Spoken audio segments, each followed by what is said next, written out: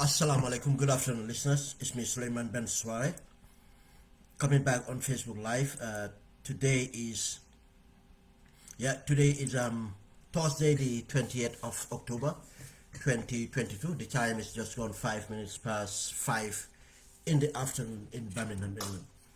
You bear me a minute, we share the video, then we can start the program.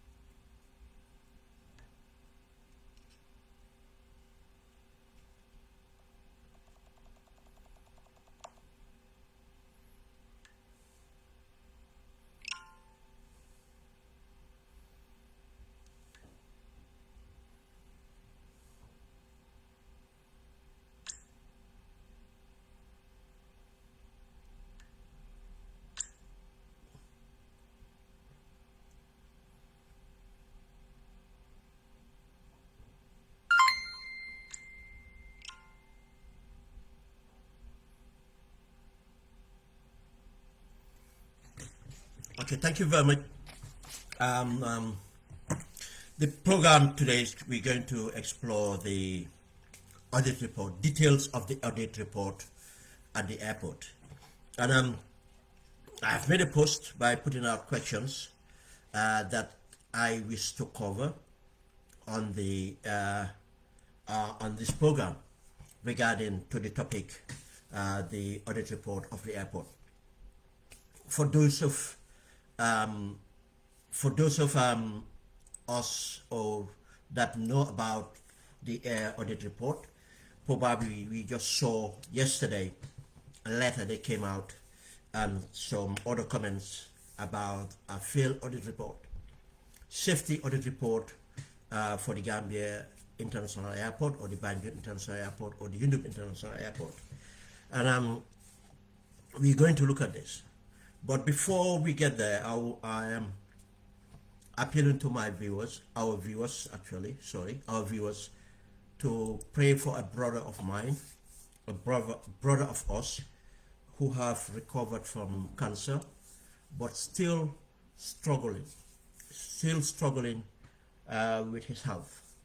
And he's a dear brother of ours, mine, and someone who is giving everything, regardless of the challenges he have with his life, with his health. He is a dedicated father. He's a dedicated community activist, and he is a dedicated citizen to the national cause. And he's a gentleman who supports me a lot. Personally, he supports me a lot in what I do here, what I advocate, what I write about, and he motivates me, and he helped to motivate me to push further, realizing that, knowing how much he does, regardless of the challenges he have. Most of the case, he'll be behind the scenes, or he'll be right up here on social media, pushing without people knowing what challenges he have.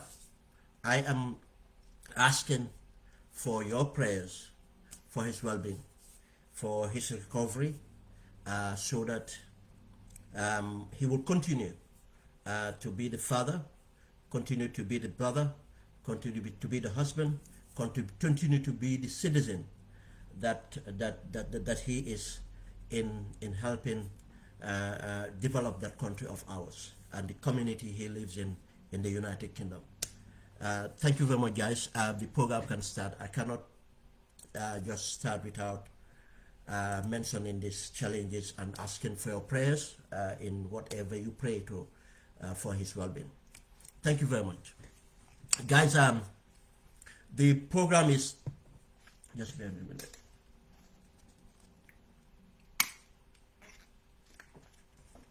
The program is going to look into detail the audit report.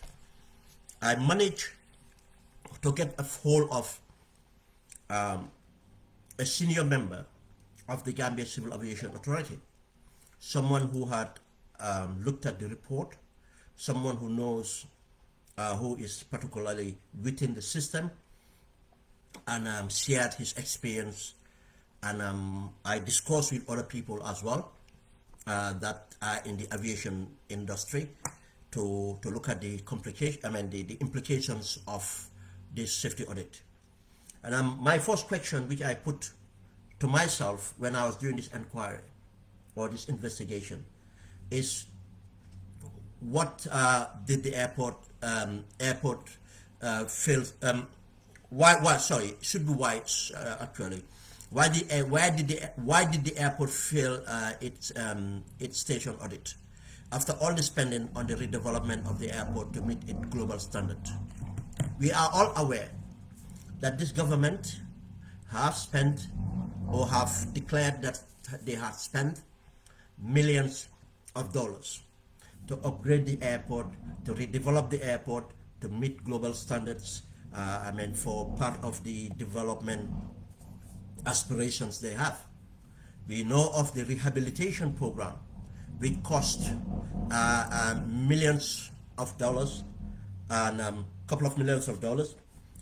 Now we are aware of another development of a VIP lounge or whatever they developing there, another part of the airport for the coming or their statement, the OIC conference. Now, with all this development or money being spent, it came out that our airport is not fit for purpose. Our airport is not fit for purpose, and we are going to look at that, what that actually entails. But with this development, with all the spending, we fail. Why did we fail? And this is something that Gambians really, we need to think about. Everything this government does, they fail in it. This government failed to deliver water and electricity.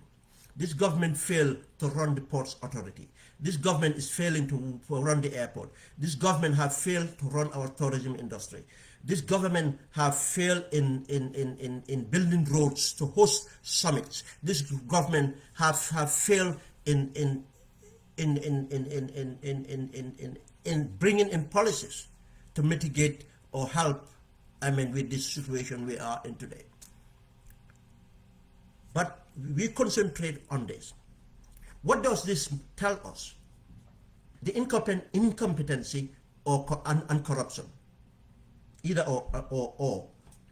But how can anyone support this government or this government to come out to say that it's not incompetency or it's corruption? Because of these are things that they have to manage. The operations of the airport. They have the Gambia Civil Aviation to run the airport. They have a managing director. They have board of directors. They have a ministry of works or infrastructure, they call it, or transport, to look after this. How did they fail? Literally, it means, we should not even have an airport. If we cannot run an airport, we should not have an airport. Why did they fail? Is anyone being held accountable right now? Did the members of the board resign because of they failed their oversight duties? Did the managing director resign because of he failed his control over the operations of the airport? Have anyone resigned? Have the government fired anyone? Have government hold anyone accountable? No. And do you know why? Because of the corruption. Because of the corruption. The present managing director of Gambia Civil Aviation was brought in about 9 months before the elections. And I can tell you, one of the reasons he was brought in was to execute a deal that Adam Barrow and his clique were interested in. And that deal is what? Dispute between company owners. An airline that came and registered in the Gambia from Sudan, owned by someone and been given to someone to look after. The person who claimed to own the airline had a problem with the former ruler of Sudan, al-Bashir. And because of he knows that he was strong, he was going to end up in jail, he transferred the ownership to someone else. That person took the company out and came and registered the aircraft in the Gambia to operate. When al-Bashir died, and he was the person who claims to own the airlines, traveled to the Gambia and to try to recover his property, and it ended up in a dispute. And obviously he took injunction, went to the courts and took an injunction so that the person who he entrusted the airline cannot liquidate the airline. And I believe, if I can remember, Ami Bensura was his lawyer. What happened? The government went against a court order. And the previous managing director refused to go against the court order. Because of the bribery, the corruption, this managing director accepted to go through and did the did what do you call it? Did the deal and allow this guy to have access to the freeze the accounts and control restrictions on the airline for the to take it over. Now, this I am saying this just to give you why do I have the audacity to say that corruption is an issue here. Another point is here, the incompetency and corruption again is, even the time of Jammeh, yes, we nearly had those problems when unsafe airlines were operating in the Gambia. But again, there was a managing director who stood against that, and she was penalized. She was framed, she was prosecuted. Obviously, nothing could be found on her. She was a professional. After the prosecution, she left the source of the Gambia, clean slate, and went and worked for the international community in aviation. That's how qualified she was to run the industry, the sector. But we have never had, the Gambia airport have never failed its stations audit. Had never failed its stations audit. Now, why did we fail our stations audit under Barrow? Have to be, again, corruption, incompetency. And if anybody dispute this fact, bring up your case. Why is the government not coming out and speak about this? No, they would not.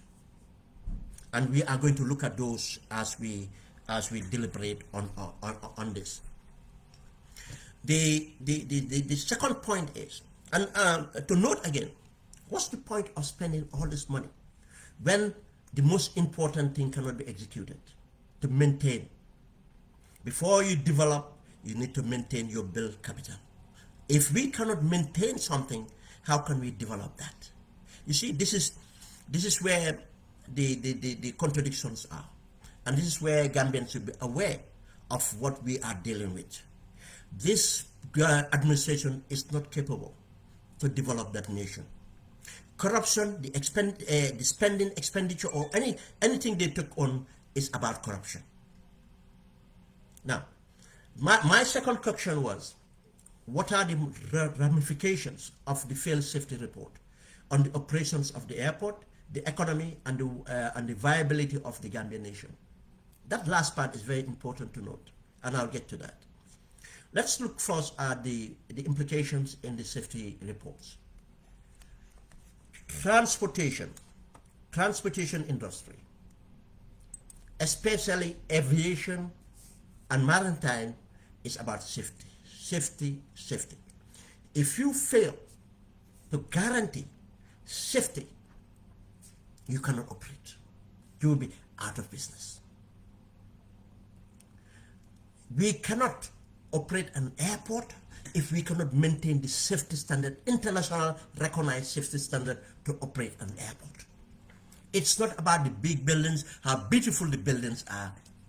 It's how efficient that operations are run to meet the highest level of safety standards set by organizations who look after this thing to ensure we comply with this order. Now, we fail. As I said, we fail because of incompetency and corruption. Because the managing director was brought in because of incompetence or corruption. I give an example again. During Yaya Jammeh time, a female managing director who was competent enough, who stood high ground to stop unsafe airlines to operate from the Gambia, was victimized. But to prove it, she went and even worked at a high level of the aviation industry. Her competency. And saved our life, and actually they had to abide by her recommendations after all, because all those airlines end up being out of the circulation, because from Gambia first, then Nigeria have to even stop those airlines from operations. That's what we expect. Competent people that will do the right thing regardless. If not, get out. But the safety aspect is the one thing that operates an airport. If you cannot guarantee safety, an airport cannot be operated. No airline, international airline would operate. No respected company would operate.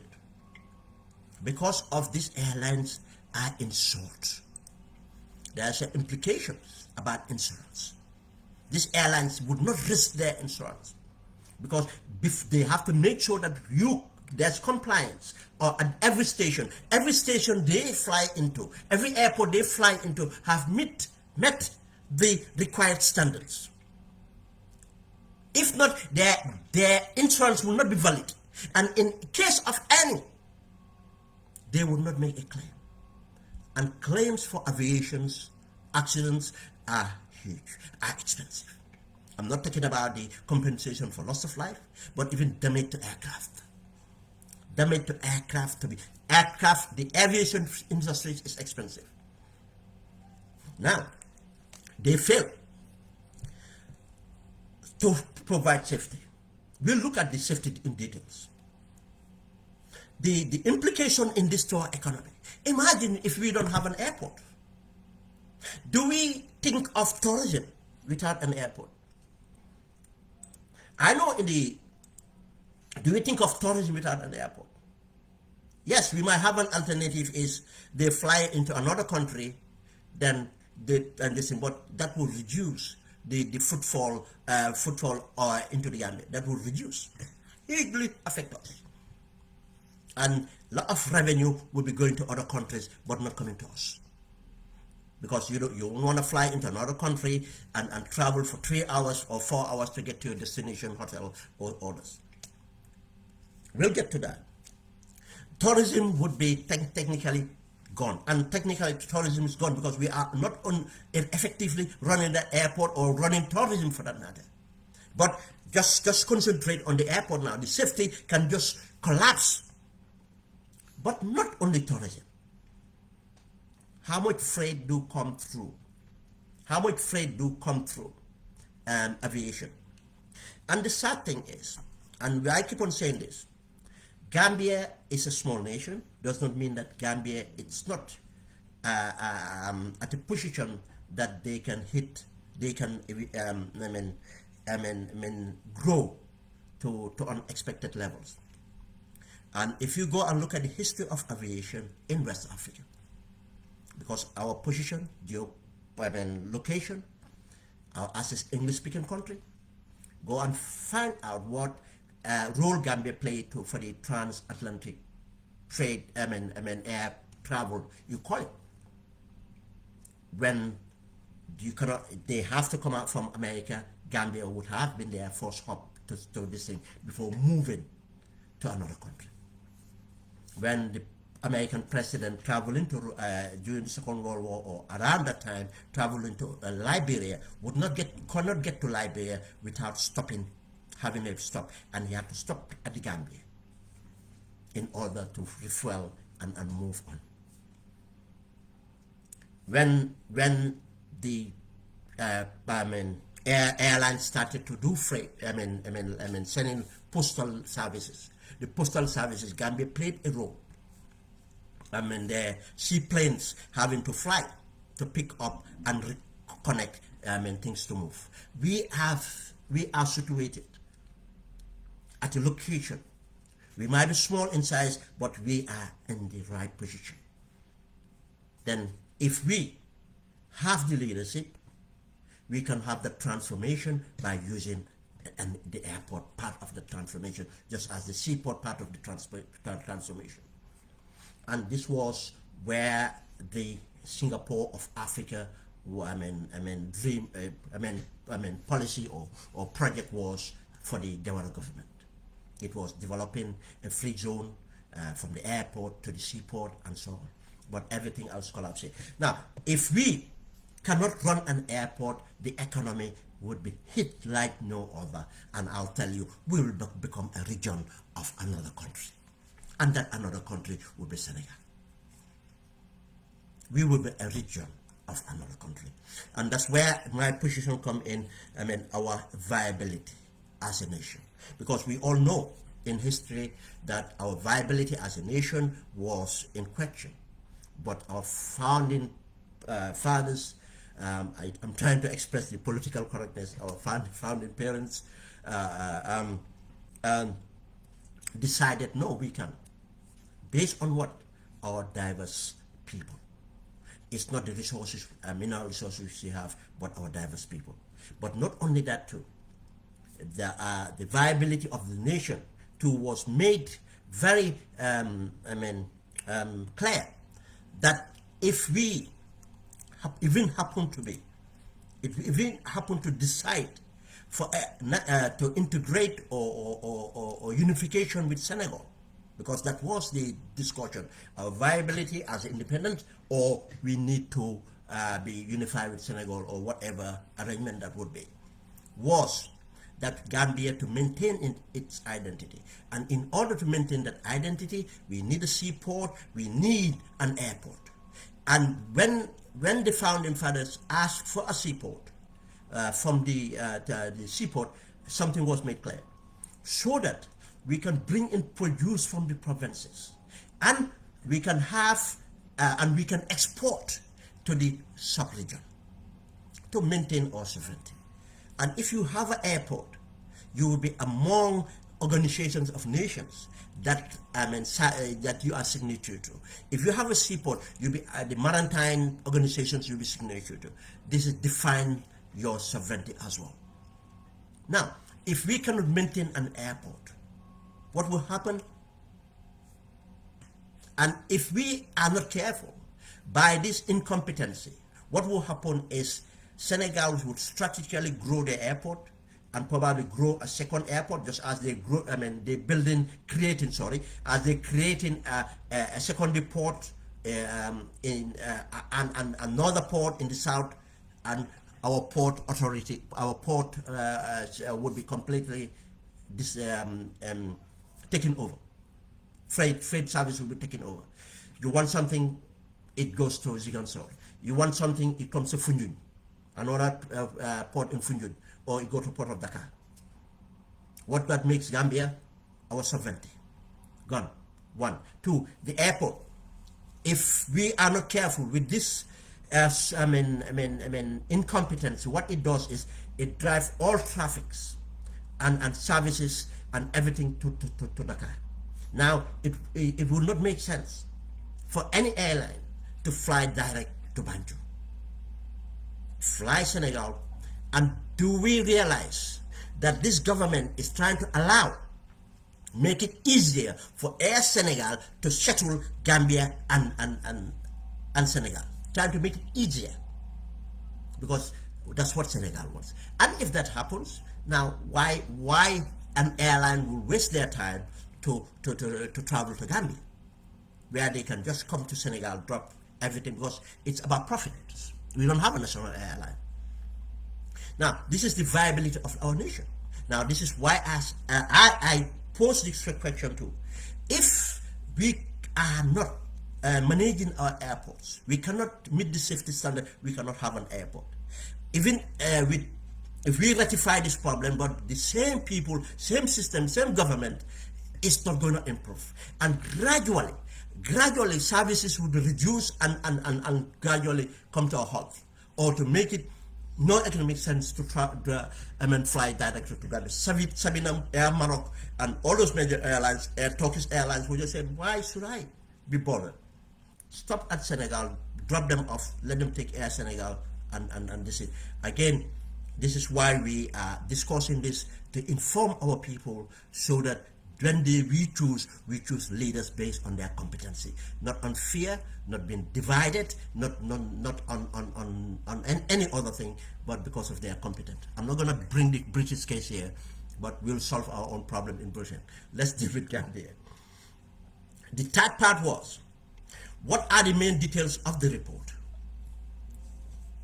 The main details of the report, as it states in the report, is safety and waste management. Safety and waste management. I understand. So let me put it first. The waste management. The waste management issue mainly entail about the environment protection. How do we control the environment? Because to avoid birds flying into the engines of planes. In several countries, especially in the United Kingdom here, people that watch airport programs would see that there are a lot of devices put along the tarmac of the airport flight path in order to scare flights away from the flight path, so that to avoid any accidents happening.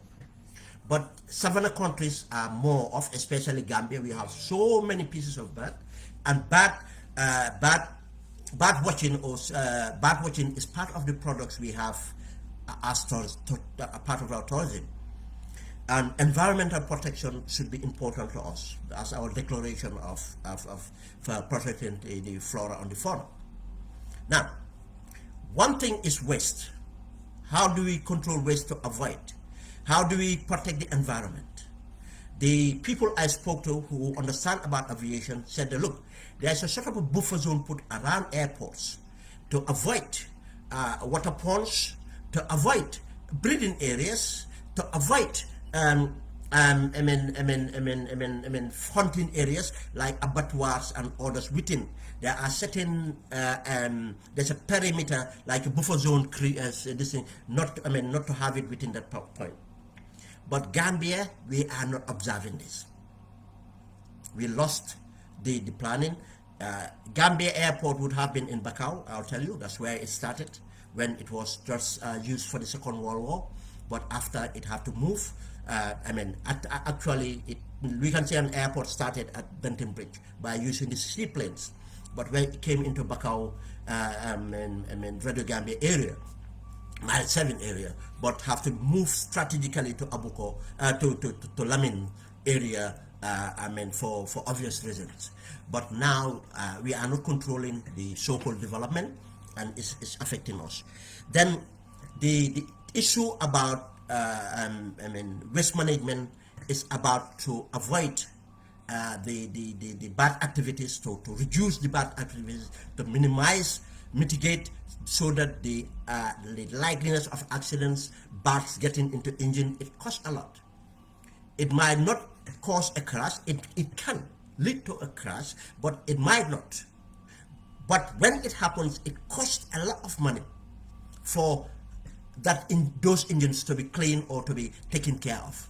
And when these things happen, it affects your insurance premium that you need for Gambia. Then if you said you're going for an insurance, just a car insurance, the more claims you do, or the environment you live in, if it is hostile to car theft and others, your insurance premium will go up.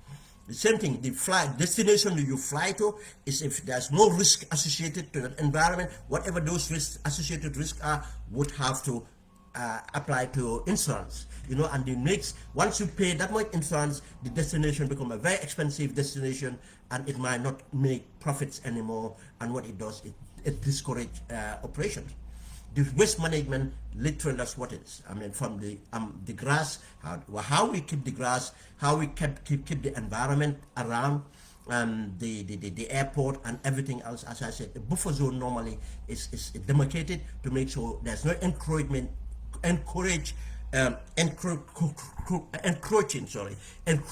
into that perimeter in order to cause this. But for people that are aware, we have seen now people even moving, properties being built within the airport perimeters. And when you have residents, you cannot control how they manage their waste. And again, some of the airport aviation experts I spoke to said, look, even people buying the properties should be very careful, because it's a crash landing site. When flights go up, more likely to crash, or coming down, more likely to crash. Now, if you live within the flight path or within the runway, you as close to the runway you are, and within the flight path, the more risk that you put yourself and your family. Why do we want to live within the airport with the noise pollution and everything else? I don't know. It's beyond me. But this is from aviation experts telling me this is what is happening. Now, the encroaching into the perimeters of the airport by residents and other form of businesses, in fact, again, is putting risk to this environment of waste pollution, which birds will try to come and use as feasting area. That's another. That's one part of the details of the report. But the most serious part of the report is the mechanism that deals with emergency. And when we talk of that emergency, firefighting, fire services. I know some people have seen detail about the fire truck not having brakes fitted. Let's ask ourselves, why didn't we spend money on that? And why didn't we spend money on things I am going to list that are the problem? Is that not incompetency? As I said, it's incompetency and corruption. Is that not incompetency? And if that is incompetency one, again, can't we not think of it might be corruption? Money is being spent where it shouldn't be. As I said, this is the fourth time. This is the fourth time we have failed an inspection. The only other time we have a problem at the airport when a managing director stood to say that these airlines should not be allowed to fly from here, operate from the Gambia, because they are not fit for purpose. But to fail, actually, this is the first time. Now, the other component, as I said, is about the emergency measures that we have, the contingency plan we have to deal with a situation when they arise. And the main part of that is how our fire service tackle an emergency. And tackling the emergency, the equipment they use, that's the vehicle, and obviously, I don't know whether it's water or is water, other products they have to use, for the foam or whatever they use. All this that matters in this. The vehicle. Now we are hearing that the vehicles are not fit for purpose. Now again, if it's not incompetence, why would you go and build big effigies of VIP lounge when the safety, which should make sure that you operate as an airport, is not taken care of? Now, if you fail your safety, planes are not going to fly in. Which VIP are coming to you? Why not spend the money? Why not spend the money on maintaining the vehicles? Why not spend the money there when emergency happens? I'm just talking about the vehicles now, the equipment, the capacity, part of the capacity. Why not spend money on the vehicles? Brakes are not. And probably there are other details that they fail. Incompetence. Another part of the incompetency is these audits are not you should always prepare for audits anyway, but especially on compliance. These audits should be known to the managing director. This audit should be known to the operations and the directors.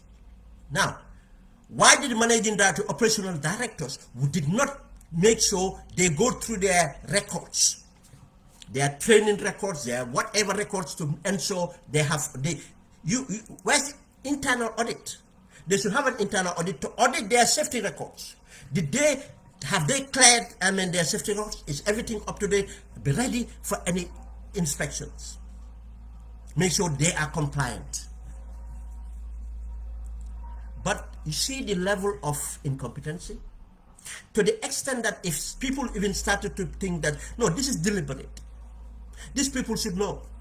If Ben Suare should know this, who is not in aviation, who is not a managing director, who is not a technical director, if he can, because of he have a little background of safety, understand that there's something called audit reports, there's something called compliance measures taken, and internal audits and preparations for these things. How can you not know? Are these people deliberately trying to make our airports fail, just as they make our port fail, that they make sure everything country fail, so that we can just be handed over to Senegal? Look, it's not crazy to think that. It's not crazy to think that. And that's another for another program. But now, if incompetence here, that the vehicles or they haven't prepared for the audit to make sure they do their audits. Now, another big problem is handling. From again, as I said, from the people that know about aviation, said that another part of the compliance fail is the training of the fire crew and their contingency preparations, rehearsals, training. They haven't been carried out. Every 3 years they need to update, because we all know, and thank God, alhamdulillah, it doesn't happen. But the reason it doesn't happen is there are other people doing their job. If every airport was behaving like the Gambia, I tell you, air safety would be compromised completely. This is why they audit us, to make sure we comply. That's why it's the safest form of travel. Even though there are a lot of people who are nervous to fly, but flying is the safest form of travel. But the reason it is the safest form of travel is because of there are regulations, safety regulations, stringent mechanisms in place to ensure people comply. But we cannot comply with that. Now, the reason is we hardly would see fire service having need to tackle an emergency in our airports or any airport. It's the rarest forms of intervention. Now, a person can serve for the 5 years, 6 years at the airport and will never have dealt with an emergency situation that his expertise have to be employed. But if that is the case, they decided that every 3 years there should be something like a refresher course. There should be rehearsals. There should be preparations. Now, what happened is, within this time frame, the Gambia failed to send the crew. The past management used to. We never had. That's why we never failed. This management failed to send the crew to Cameroon. Apparently, I even don't know. They have to be sent to Cameroon. There's a special academy there where they do their training, they do their rehearsals, and whatever they need, refreshment, to meet the safety. They have the competency. For the safety standards that to be attached to. And I don't know how many, but they say they send them in badges, 1 badge, 2 badge, 3 badge, probably 30 people. I'm not sure. I've written the notes somewhere and I lost the notes. Thank God I can remember the discussion. They fail to send for this compliance for proficiency. It's called a proficiency training. They fail to invest in it, so that these people that sacrifice their lives to serve and to protect us are not having the training required, are not having the competent to make sure they are still competent to deal with the emergencies. Now again, why is the managing director not fired today? Why the operation manager not fired today and actually taken to trial? Are we going to sit and wait until our economy completely collapses, or God forbid something happens, and we say, oh, an inquiry or a task force? Are we going to do that? Why is this government not taking anything seriously? We have seen the Ports Authority is run to the grounds, the same managing director. Do you know why? because of the services he does for Barrow and his cabal. The central bank is going to the ground. Do you know why? Because of the services the governor and his board of members and everything, services they do to Barrow and his cabal. We seen our NAWEC is going to the ground for the same reasons. We saw the OIC secretariat completely fail just for the same reasons. Let's come back to the airport. They failed to do this. Now, the other question I put in, what is the way forward? Shall we explore the statements from the Director General of the GTA on tourism, tourist numbers, and react to the and his reaction to the failure of the safety records? Why we choose for the GTB, Gambia Tourism Board, GTB, Managing Director? Because we have not heard from the civil aviation, we have not heard from the government. What the government did today is deliberately send another foolish press release to divert us from the airport scandal, because of it's the biggest. And some of us will chew into that. No, I just pat at it and let it go, because it will be dealt with another day. This cannot be just forgot. We have to address it. We will hold them accountable that we told you. We knew about this thing, we told you, you did not. Now, a week ago, the first flight from the from Britain, I think, a tourist flight came with 200 and something tourists. And I tell you, most of those people, tourists, are repeaters. Most of those people, tourists, are already living in the Gambia. They spend their summer here and they go back for the winter. It tells you one thing, that we are not expanding. Our tourism is not growing. Most of those tourists are Gambian diasporans. This is what we have. We are not growing. We are not bringing new people because we don't have products. We don't sell our destination. Our destination is not being managed. But this managing director came and made Gambians to believe that, oh, we are going to have a bumper tourism. Where is it going to come from? He was not even aware that there was a negative audit report coming, a week after. Was he not aware that he said they got the letter yesterday. But last week, if he have done his job properly, to make sure he too carries his due diligence, to make sure the stakeholders part of the tourism sector are living to expectation, to make sure the hoteliers are ready, to make sure the airport is ready, to make sure the services to the airport are ready and everything else. No, he did not do that.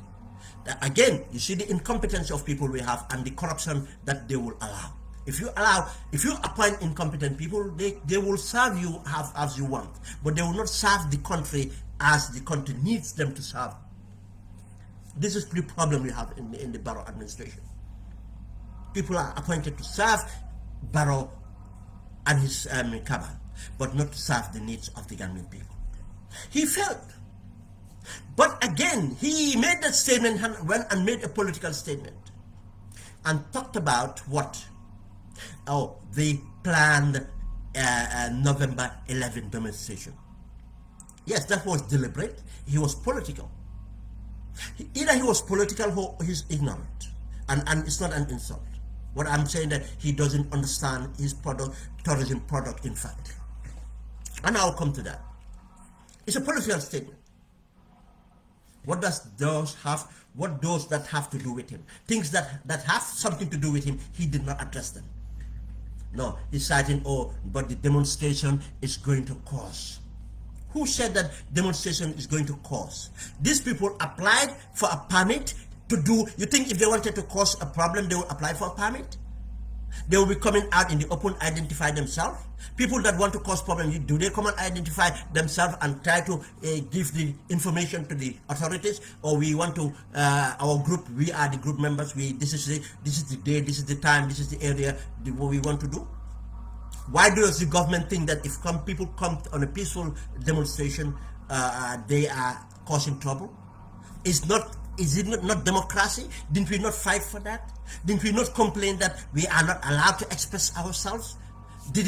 Are we not guaranteed this right in our constitution? Is it not part of our fundamental freedoms? To express, to associate? Are we in a state of emergency? How do they know when they apply the permit? How do they know that in 3 months there is what situation do we live in to say that people going for this thing would be? But no, Barrow can bring out his people any day, anytime. It's not going to be a disturbance. We have seen political parties going through everywhere. It's not a disturbance. But Gambians need to come and do something very efficient to show and hold the government accountable, or it's this thing. He reported that. Why did I say he must be ignorant or just political? There's something called ethical tourism project, and the people that come to the Gambia are from democratic countries. Every day, I'll tell you, every day there are demonstrations going in the United Kingdom. There are reasons for people to demonstrate. For environment, for animal rights, for gay rights, for Muslim rights, for every rights. People are demonstrating every day. They are going into the parliament, to going everywhere that they have to go. They don't need a permit. They do it. In France, it's happening. In Belgium, it's happening. In Holland, it's happening everywhere else. You think those people coming in the Gambia, and see people walking, showing, what would they tell them? Oh, this is a country I love. These people live in freedom. These people express themselves. You are not telling us how much of destruction that would be. If they do these things, how many hours would it take? Where are they going to be? Unless the only time it will be destructive is if the governments, as they do, mishandle the people's right to abuse, as we have seen. The first demonstration for 3 years, it went fine. Nothing happened. The second one, the government provoked and went and assault citizens and used gangs of vagabonds to attack citizens. That's what they did. Now, if any threat is in there for violence, it's the government. The government failure to protect the citizens for their rights. There's something called ethical tourism. Now, again, this Director General of GTA failed to tell Gambians that the traffic gridlock in the Gambia would discourage tourists. Tourists are on social media. Tourists get feedbacks from people's experience online. Now, look at, I'm telling you, do you know two things? I'll tell you, do you know how many Gambians have cancelled their holidays to the Gambia because of what they saw in areas they need to be? In the combo, in the literally two roads, the Churchillstown Road, and you have the Senegambia Road. These two roads are gridlock. Literally, you cannot run around to do anything to solve your problem. The second thing is I know many Gambians today are working at home. They can afford to probably go to Gambia for 2 weeks, not even take a holiday, and be working from where they are, but they cannot do it. I know of 2 people who cut their holidays off. I mean, their stay in Gambia off actually, because they were not on holiday. To return back to America, and the other person return back to the UK, because they needed an internet connection that will give them the chance to work from the Gambia. Do we know how much we could have made? Because it's 6 hours flight. It's probably 10 hours from US. How much how much tourists will have that will decide to come to the Gambia because they can still run their businesses. They can still do their work while they're in the Gambia. How many Gambians diaspora could have been traveling to the Gambia, spend more time in the Gambia, and look after their other businesses and so on, because their job allowed them to do that. But the Gambia did not allow them to do that. These are the issues that the Director General of the tourism industry should be talking about. But no, He would not talk about those things because those things would be political and they would be against the government. But these are things affecting the industry. The traffic, internet, talk about the standard of our beaches. It's all been polluted. Did we ever heard him, had them talk about it? The beaches in the Gambia are all polluted, smelling all over the place now. And lots of other issues not. But they will choose to tell you, no, because of Gambians want to express that. But let's look at the other bit. His reaction now to this protest. Let me read this article. That article, he did not, as I said, the Gambia government did not respond. The Gambia Civil Aviation did not respond to the failure of audit report. The Gambia Chamber of Commerce did not come out to give a statement about this. You see, look, there are so many stakeholders. It's not only Barrow we should hold accountable. It's not only us and politicians should be holding the system accountable. The other stakeholders have a responsibility to hold accountable things to account, but they will not do that. It says this. It's from the Standard. The Standard newspaper talked about the Titan Airways operated by Gambia Experience has cancelled its scheduled flight, forced 4 rotations to the Gambia. In an email sent to Director General of the Gambia Tourism Board, the British airline said for any operations to resume, the forced safety and waste management issue highlighted in the report must urgently be addressed. He continued to say that these cancellations will not only cause a loss of revenue and impact tourist numbers to the Gambia, but it will also cause significant reputation damage to us all. The airline warned. Reacting to this report, what did the Director General say? The head of the Gambia Tourism Board, Ababakar Kamara, said the matter is being treated with urgency, with the urgency it deserves. She said the matter is being treated with the urgency it deserves. What's wrong with being proactive? What's wrong with the Gambia Civil Aviation making sure they prepare themselves and always hold their operations to account to make sure they comply by the rules and regulations set by international standards? What happened to the operational director and the compliance unit of the civil aviation to ensure that they are ready for the up and coming station visits by the auditors, to make sure their books are ready, everything is done right? What's wrong with the Gambia Tourism Board and we're going to their stakeholders to ensure that they have done, to do their due diligence, to ensure that they have complied for their districts? And what about the board of directors for the GTA and civil aviation? You see, all this, why did they not do anything? But no, they have to react. They have to react. Now, God knows what expectations, what they can do in order for the airlines to accept this. And it's only, the point is here, Titans Air have shown their hands. This might affect other airlines because other airlines insurance premiums or insurance brokers might call them up to say that, look, your destination is at risk. I mean, something needed to be done, and these things needed to look at. And he went on to say, before this letter came yesterday, cabinet ministers were at the airport, including permanent secretary and even director general and other technical directors, to discuss the matter. Sorry guys, it's serious. I should not laugh. This is really serious.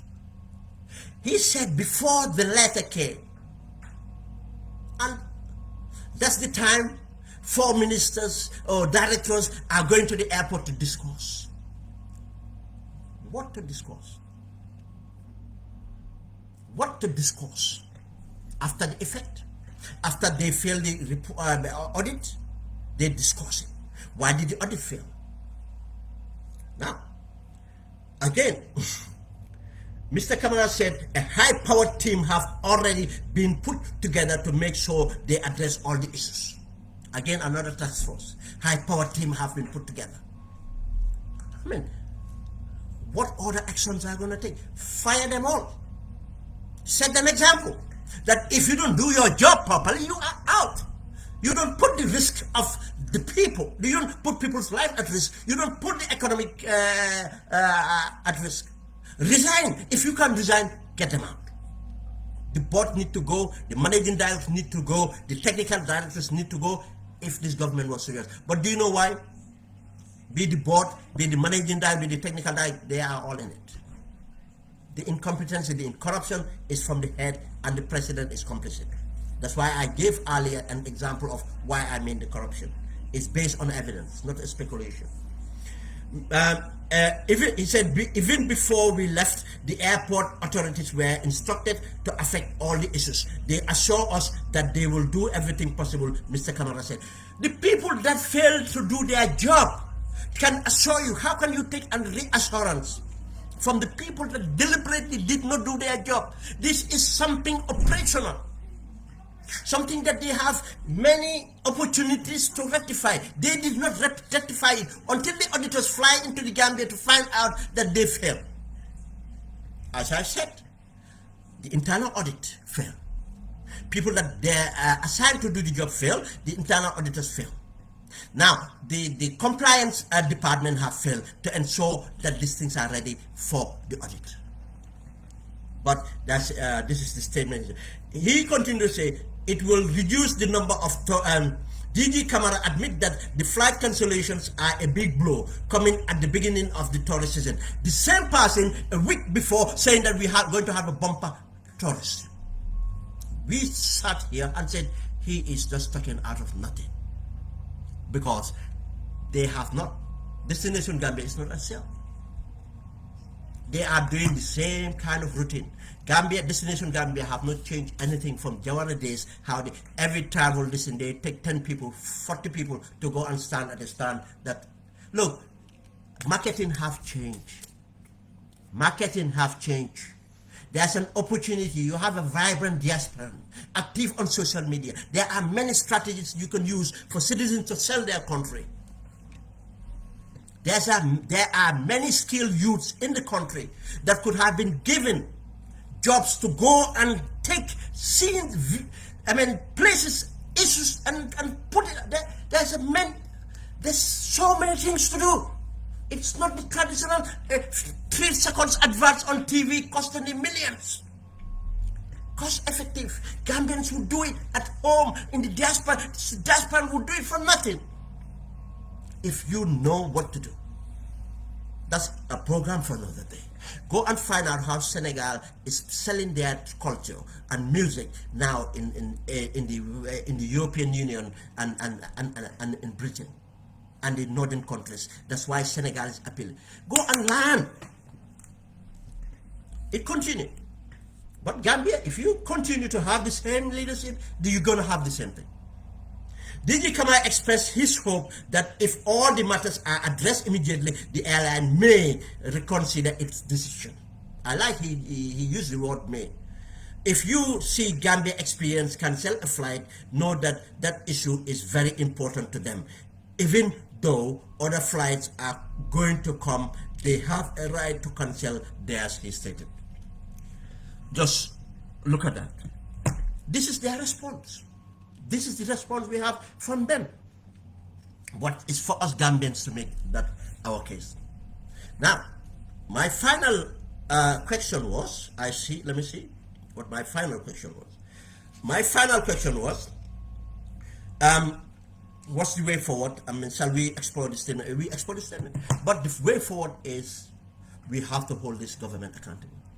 And part of that accountability is the 11th November protest. But I'll tell you, Gambians, let's get off that fence. Gambians, let's stop looking away.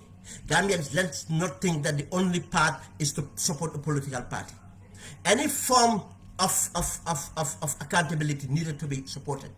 Gambia is not only elections that we should hold this government accountable, or around election campaign we go around in political parties and rallies against. I have shared a link from yesterday from the Progressive Gambia seeking for donations. They are on the ground putting themselves out there to this, seeking for donations. Only 2 people have donated a little. That's myself and a friend of mine.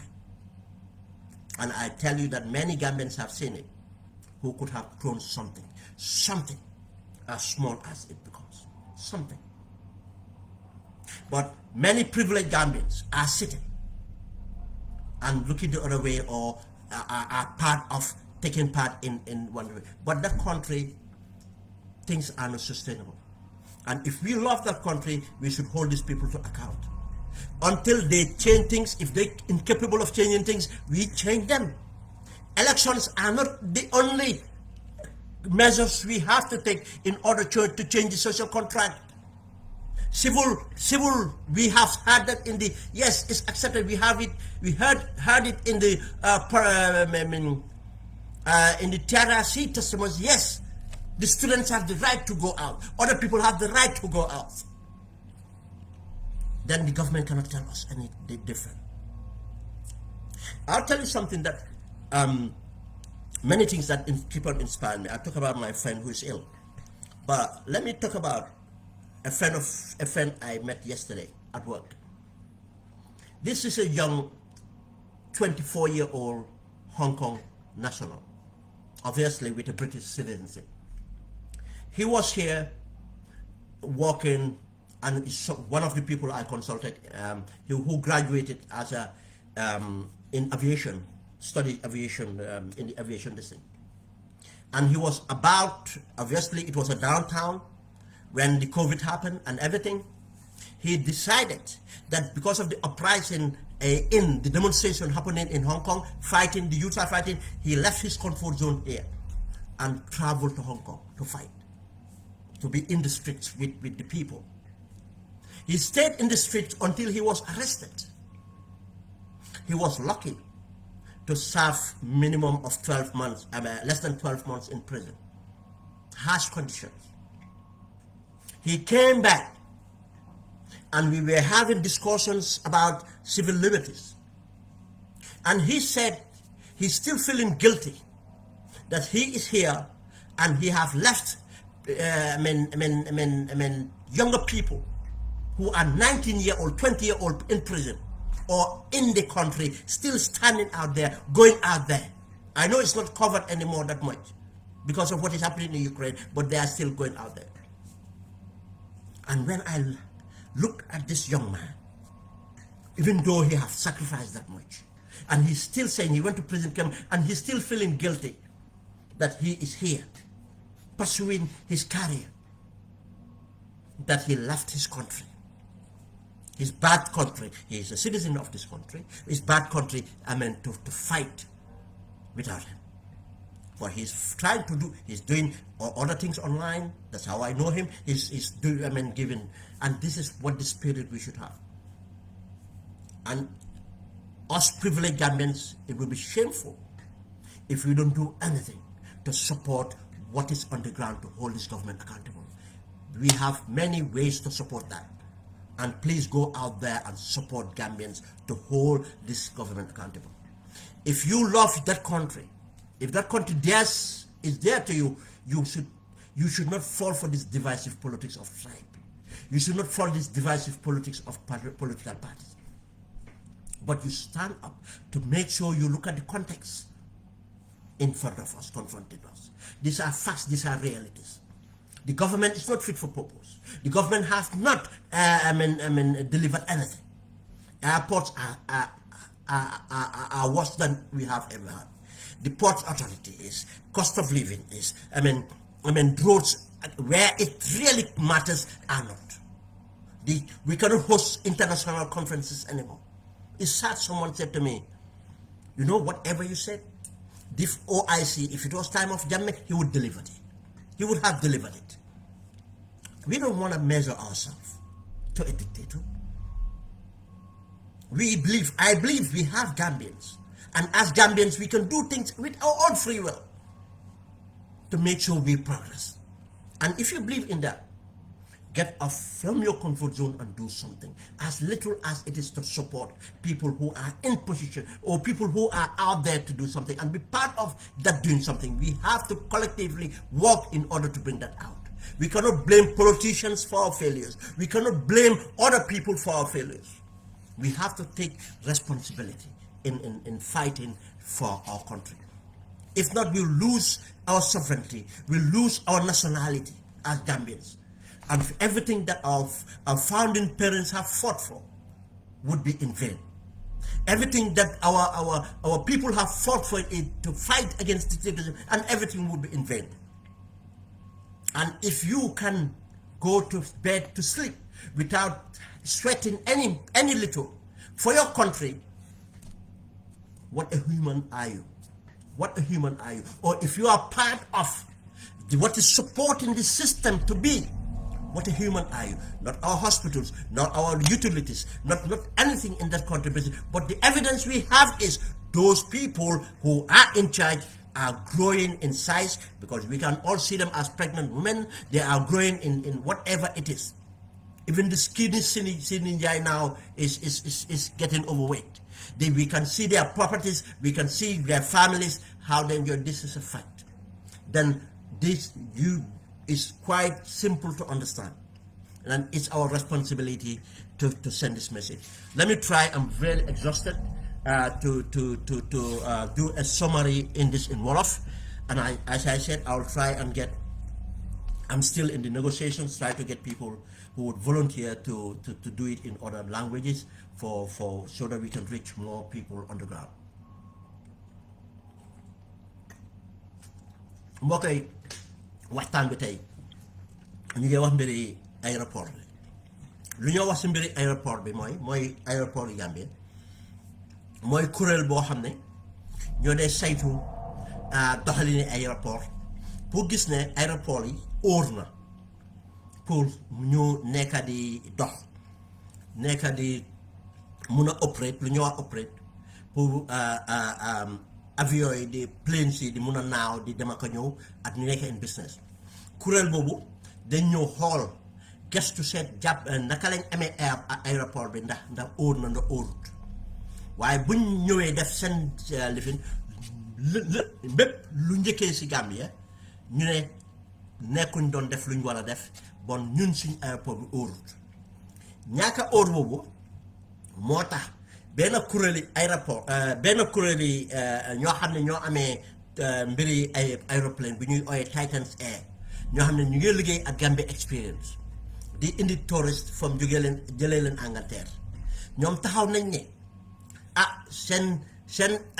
seen flight yoo xam ne seen aéroplane yu woon a ñëw si njëkkenteeli novembre benn ñaar ñett ba ñeneenti yoon yooyu du ñëw ba fii ba ñaar fukki fan ak juróom-ñetti bés si octobre. su nekkee ne Gambia civil aviation defuñ luñ war a def pour loo xam ne moom lañ wax ne nekku di dox nu mu war a doxee, ñoom bon dinañ seetaat xëj na duñ mun a tey ñëw. ba pare ñoom ñu ne luñ saytu si lii ñoom tam nañ séddoo seen xalaat ak seen gis-gis si loo xam ne gis nañ ko si Gambia ak yeneen kuréeli aéroplane ñuy operate aéroplane yuy ñëw Gambia.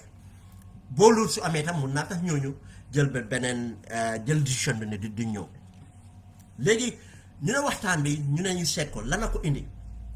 bu ma déggee wax bi nekk na loo xam ne suñ xam-xam màccut si bu baax, waaye luñ def mooy ñu waxtaan ak ñoo xam ne ay Gambien ay doomi yeneen réew ñoo xam ne am nañ xam-xam mbiri aéroplane. waaye tam waxtaan nañoo Gambien boo xam ne mu ngi si biir foofu di liggéey. moo tax suñ waxee ngeen baal ñu léegi-léegi suñ waxee organisation bi su boppam waxuñ ñëpp, waaye doxali ni organisation bi la waxuñ ne faatoo Demba Kumba ñëpp la, waaye dañ ne doxi ni institution bi moo doxul.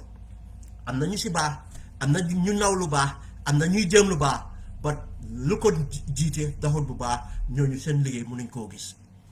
buñ waxtaanee ñooñu ñëpp léegi ñu am si xalaat suñ boppa, léegi ñu ne ñu ñëw waxtaan ko ak askan bi pour ñu yëg luy dem on. lan tax ñu koo def pour ñu xam ne réew lu ko war a amee la fa war a déggu réew lu ko war a amee fa war a nekk ñoo xam ne seen xel màcc na réew ñu ko amee dañ war a nekk ñoom dañ buggal seen réew ñoo xam ne nekkul ne dañ buggal seen boppa rek ndig su dul loolu réew mi dina nu mu méttee nii na gën a métti te lu tax réew mi méttee nu mu métti buñ dégga ne dégga la si biti métti na waaye ñooñu ñu ngay def lu ñoo def pour wàññi métit bi waaye ñun amul dara lu ñu def di moo wàññi métit bi lu ñu nekk di def mooy gën a yokk métit bi ba dinañ egg foo xam ne xëy na réew mi sax du nekkaat réew bu ñu xamoon ne Gambia bu ñu xamoon am lu ñu war a am waaye nañ dugga si waxtaan bi yëpp su soobee yàlla bu ma jëlee waxtaan bi nu ma ko jëlee mooy dama dem laajte yoo xam ne moo maa dimbale pour mun a indi waxtaan bi pour ñu mun a am si xam-xam pour xam lu xew waaye ñu ngay gërëm ñooñu ñëpp si ñoo xam ne jàppale ñu si li lu ñu njëkk a laaj mooy lan a tax airport bi buñ defee gëstu bi luñ nawoon si ñoom amuñ ko mu féer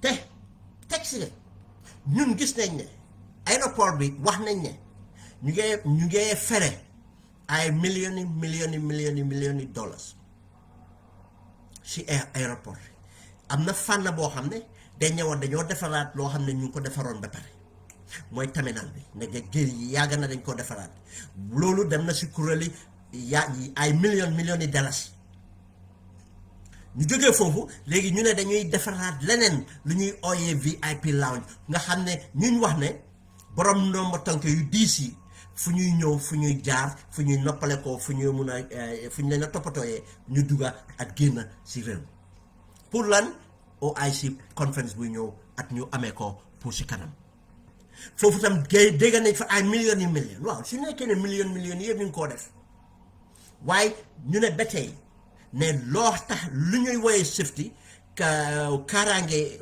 place bi wóotuwaaye place bi nekk nu mu war a mel bon lu ko indi man ni lu ko indi mooy njuuj njaaj tappale saay-saay lu ko indi mooy ñàkka xeral sax seen xam-xam musut wala dëgguwut dëgguwuñ seen bopp dëgguwuñ nekkuñ ñoo xam ne am àndal nañoo lu ñu war a àndal pour amee place boobu loolu laa ko mën a waxee mu set because of competence bi nekkul mbir rek ndax jàng nga amen sa mindset dafa war a nekk sa xalaat sa gisin dafa war a nekk méngoo nit ku bugg a liggéeyam fonkal liggéeyam nit kuy def luy dëgg pour liggéeyam benn ñaar mbiru njuuj njaaj tappale te loolu fuñ ko teg nekkul loo xam ne ay sos la nekkul ay sos de lu set lana tax moo loolu ndëg benn lii musuta am réewi Gambie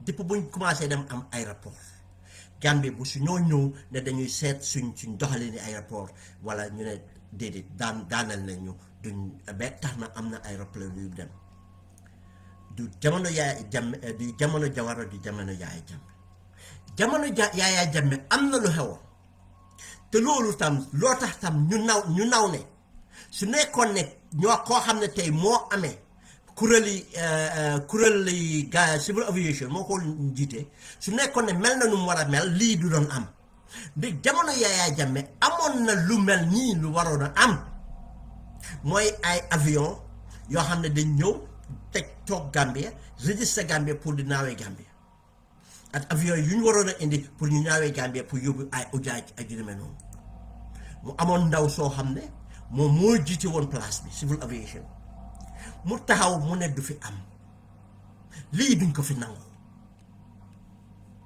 te wóor na ko ne lii ñii ñuñ àndal dañ àndaa Yaaya Jammeh waaye taxul mu ragal dig la fa dëggu ak xam na liggéeyam lu mu laajte mu taxaw si bu mu defee loolu taxaw loolu nekk coow ba kuréel boo xam ne moo amee mbiri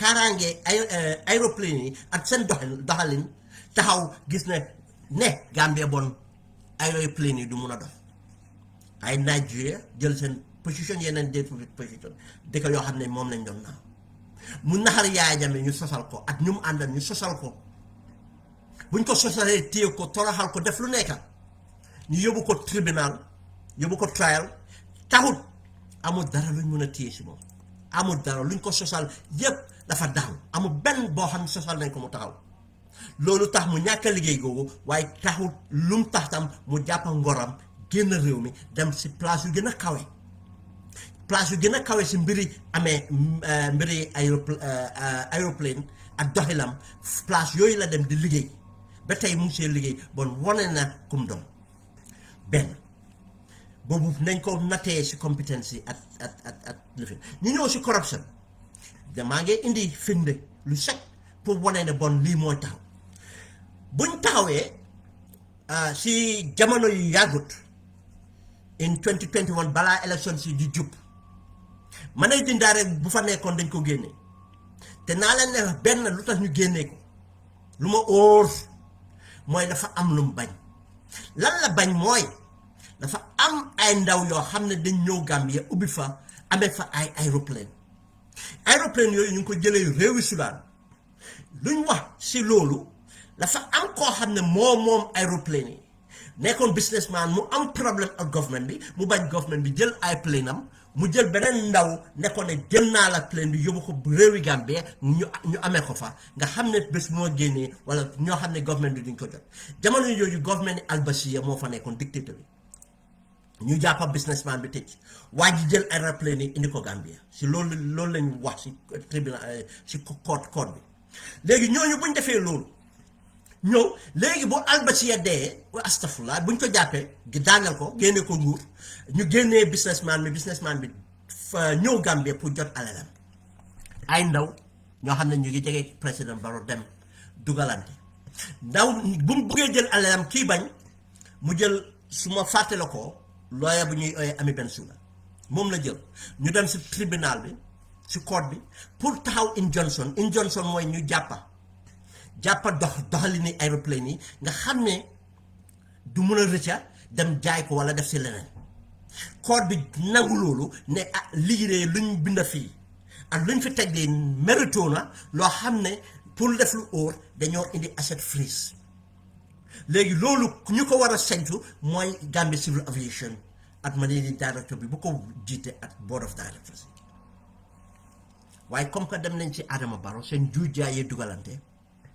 ne waa ndaw naam astafurlah koo xam ne moo nekkoon managing director bi kooku bañ a bokk si njuuj njaaj bi ndi xam na loolu lu moo indi ëllëg bokk na si lu tax ñu ko njaf génne ne dañ ko def ambassadeur mu ne bugguma mu toog di toppatoo soxla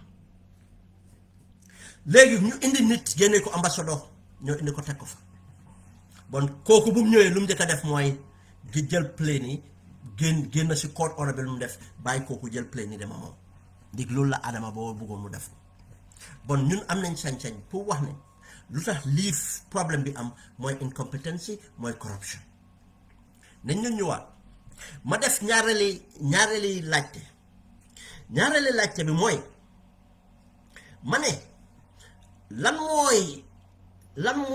mooy xew lan moo nekk si lii loo xam ne mun na moo xew si loo xam ne dañ fail safety report mbiri kaaraange aéroport bi nu mu ko yoree ne ñun amuñ matuwaay yi wala toppuñ matuwaay yi yoo xam ne moom lañ waa teg pour amee airport bi ndig lii lan la am pour def suñ airport bi safety bi lii lu mu am pour def mbiri économie Gambie bi di xam nañ ne tourisme nekk na lu rëy suñ boori économie waaye nag aviation ne ko tourisme rek la amee mu amee na mbiri indi jëndante jaayante ak leneen lii lan la am pour defa moom ak leneen luñ si teg mooy ndax réewi Gambia sax dina nekk réew bu ñuy ooyee Gambia at xamee nuñ ko xamee woon as Gambia comme suñ kilifa yi luñ xeexaloon pour taxawal nekk réewi Gambia ba tey ndax na ko nekk laajte boobu laa laajte boobu nag gudda na waaye naa si dugg benn li ñoo njëkk a oote mooy safety mooy mbiri kaaraange aéroport lu am solo la ndig lan li ñuy ooyee aviation li ñuy ooyee mbiri doxal aéroport mbiri doxal avion plane nekk na loo xam ne fa tegu si kaaraange su nekkee ne kaaraange nit ñi óolu wuñ ndig nekk na lu day doya loo xam ne da ngay mu dugga si jaww ji dëgg amee lu ko amee si jaww ji def loolu yëpp ba mu egg si at yëpp dafa laajte bon ñu saytu ko saytu bu dëggu loo xam ne kaaraangeem du dëgër loolu moo tax kaaraange boobu luñ teg kuréel yu taxawal loolu yëpp moo tax tey ak luñ ko munti ragal moo nekk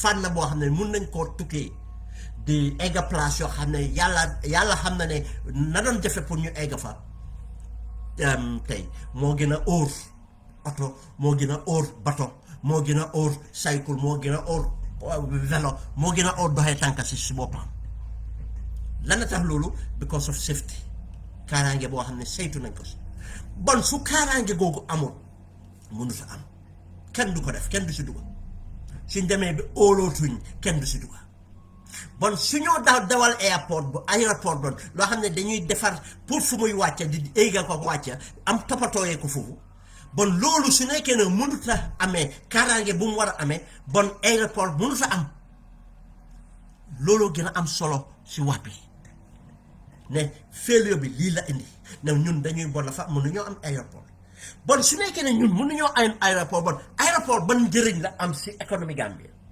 mooy suñ économie la fa tegu si loolu ban économie Gambie mooy touriste buy ñëw lu leen a indi mooy plane bi lu ko lifin saytu mu mun a am dañ am airport bi dañ ko am pour saytu opération bi at yëpp la fa war a oo waaw su nekkee ne loolu amul bon tourisme bon waxuma ne du am nu moo mun a amee mooy ñu wàcc beneen dëkka jël moto ñëw dugga si Gambie bu su nekkee ne loolu yëpp am na si bon de lana tax ñu ñëw Gambie bon ñu ñàkk si pexe pour ñëw Gambie ñoo xam ne mënuñoo ñàkk ñëw Gambie ñooy ñëw Gambie waaye du pour ñoo xam ne seen coobare la pour dem ut fu ñuy noppale ko fu ñoo gisee leneen ak leneen tax ñëw Gambie because of bon de dina lifin waaye nag tam su nekkee ñàkk a toppatoo bi lifin na tax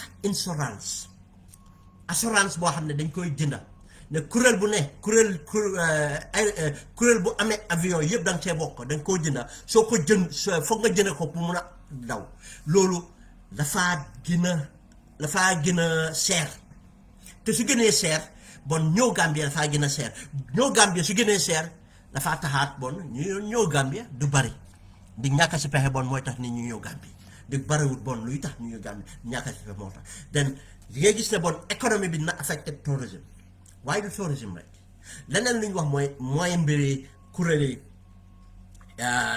jaayante jëndante bi am na bagage yoo xam ne pour mu teel a ñëw nu moo ñëwee dafaa ñëw si aéroplane ay garab ay lu bari ay leetar ak yooyu yëpp nu moo teel a ñëwee mooy pour mu ñëwee through aéroplane bagage yoo soxla teew pour mu gaaw mun ngaa yóbbu yenn si bato yi waaye am na yenn gaaw da nga ko bëgg mu gaaw moo tax aéroplane am loolu lépp na ko affecté te su nekkee ne bon tourisme amut wala tourisme bi yaaxu na di nga gis ne bon tourisme lu moo njëriñ lu bari business yu bari yu moo njëriñ muy agriculture muy leneen ak leneen nit ñuy liggéey foofu di am lu ñu koom-koom bu ñoo yóbbu mun a fayal seen school mun see dundee dafa bari may ko économie bi économie dafa tas bon lu amee loolu solo naka lañ mënee toog tey ñu ko yore yàq ko kenn si ñoom dégguñ ñu resign da dégguñ ñu daax kenn dégguñ government taxaw si dara lu déggu lu si government taxaw nañ ko waxtaan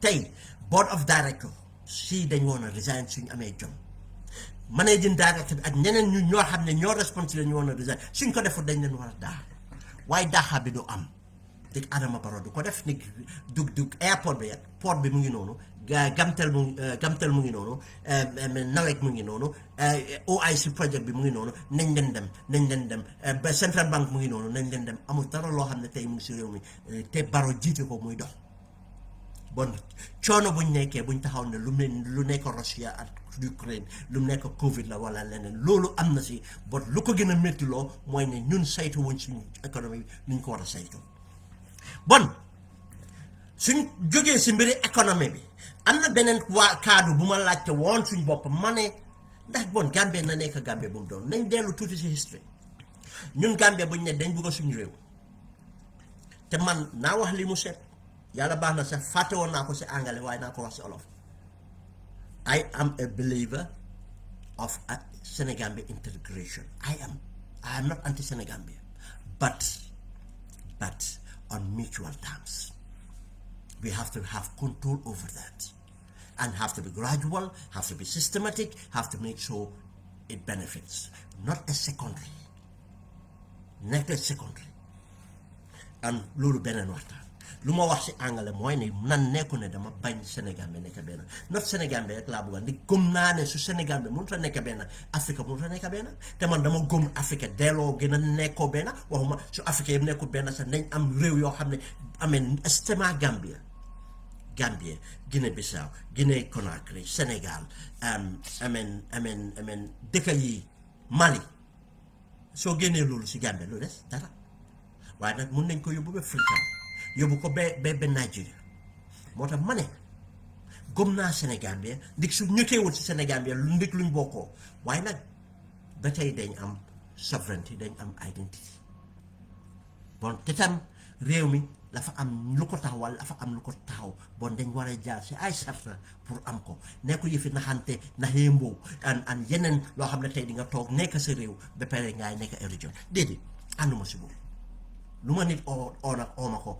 waaye man loolu góoma ko la tax loolu am important mooy ne buñ ne dañ bugg a am suñ indépendant kenn gëmuñu ñu ne déedéet ndoo leen ko mun a am di amu leen koom-koom bi pour mun a amee réew su ñu jiitu ñi nekkoon ay góor ak jigéen taxaw ñu ne suñ kilifa yi ne déedéet mun nañ ko di ñuñ doon kuñ doon Gambien buñ doon mooy Gambie boo ñëpp nga xam ne muy soose olof pël joolaa ñun ñëpp ñoo ko bokk diverse people ñun mun nañoo yore suñ doole nekkut si koom-koom bu nekk si réew mi suñ doole mu nekk si ñun waaye leneen lu nekkoon dëgg mooy ne tam Gambie fu ko yàlla teg fuñ tegu fuñ nekkee si àddina bi loolu tam loo xam ne lu ñu wërsëgal la loolu nekk na lu am doole te angale boo xam ne tam moom la ñuy defee jaayante jëndante nekk na leen lu am doole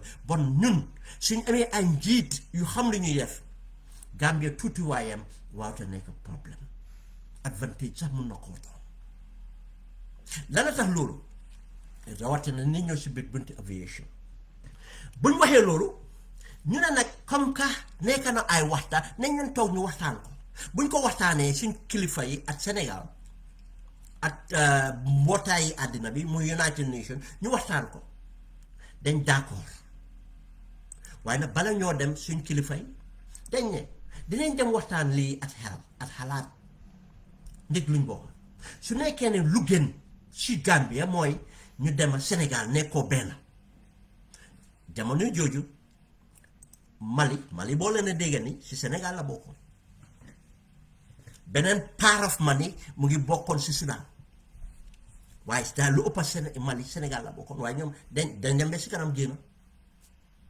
mbég lan français dañ ko forcé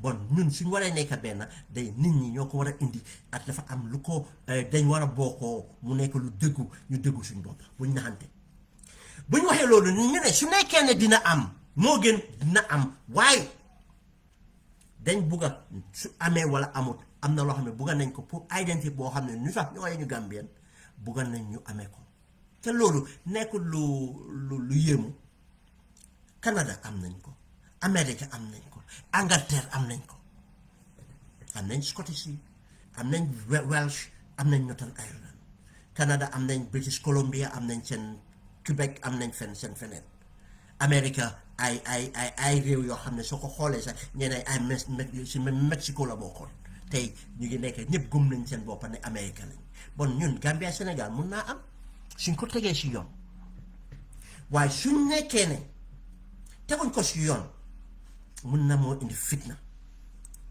oo su amee du nekk lu mu am mucc na indi naxar te na tax suñ identité mu dem suñ identité dina suy demee warut a toog rek mu dem la ñoo war a dem ba ñun ñu am benn Sénégal bi identité waaye not ñu jël suñ identité jaayee ko neneen nga xam ne bu boobaa ku taxaw dangaa ne Sénégambien la proud na Sénégambien waaye du nekk xaajaaloo ñu ne la tax ñuy mun a am loolu ñu ne bugga nañoo am aéroport bugga nañoo am seaport mooy poori géej buñ waxee ne bugga nañoo am poori géej dañ ne bugga nañ ko pour lan mu ne jiweef boo xam ne ñu ngi ko am si kaw gi ñu mun koo indi waaye tam ñu mun a indi bagage yoo xam ne dinañ ko jël mun koo jaayaat si tundi Afrique re-export trade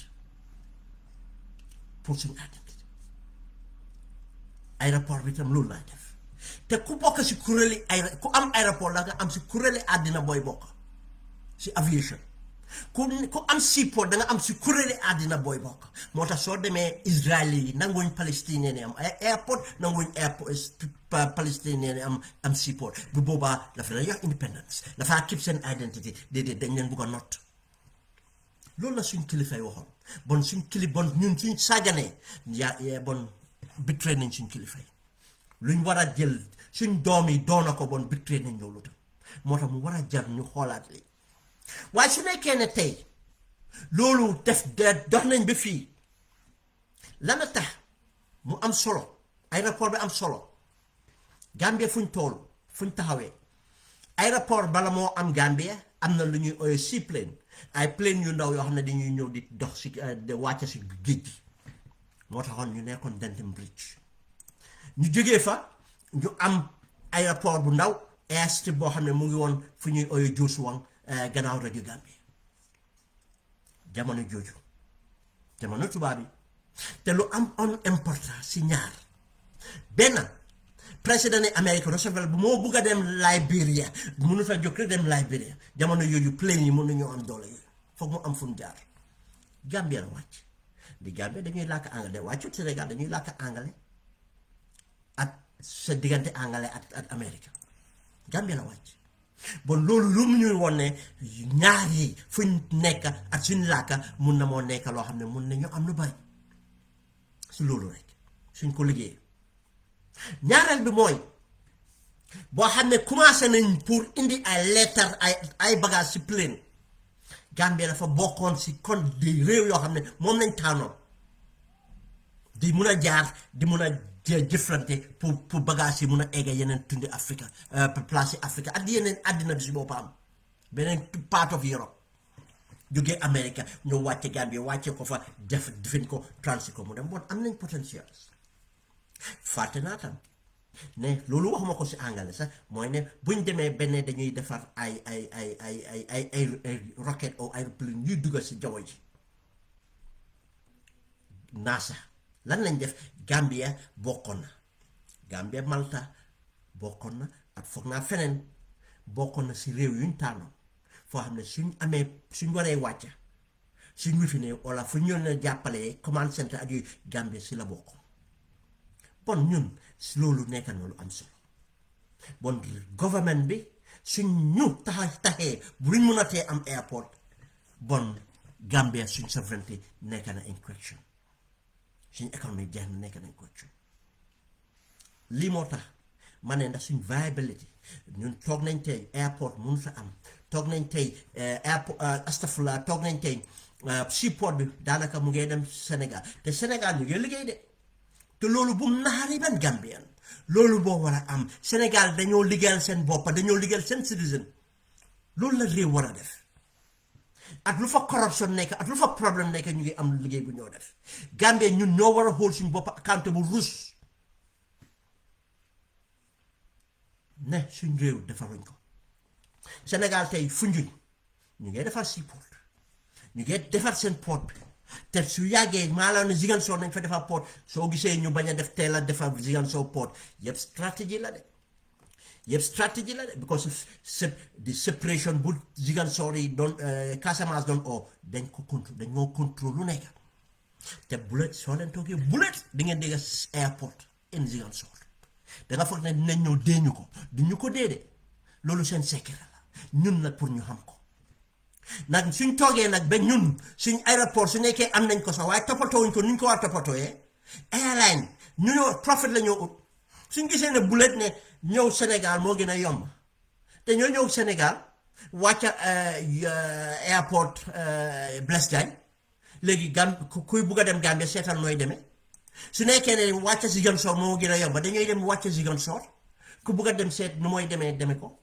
ndig ñun naagu nañ luñ war a def defuñ ko te suñ liggéeyee amoon government buñ war a am man maa la ne Gambia airport mun nañ koo liggéey ba nga xam ne kuy dem Ziguinchor lu ko gën a yomba mooy wàcce Gambia kuy dem place yu bari in Casamance lu ko gën a yomba mooy wàcce Gambia kuy dem Saalum bi maa la wax ne nga wàcce Gambia du dem moo tax ma ne loolu bu ñoo wane waa ñu ngi sampa yoon ñu ngi sampa bridge suñ sampee yoon ak bridge fu ñu ko war a sampa nga ne bureet gën a Yundum airport ne bureet dem jàlla géej gi ne bureet dugga Badibu dugga Saalum ku xam history Gambia di nga xam Badibu fu mbokkoon di nga xam Saalum bi loolu lañ am lii nekkul loo xam ne lu naxaree xam la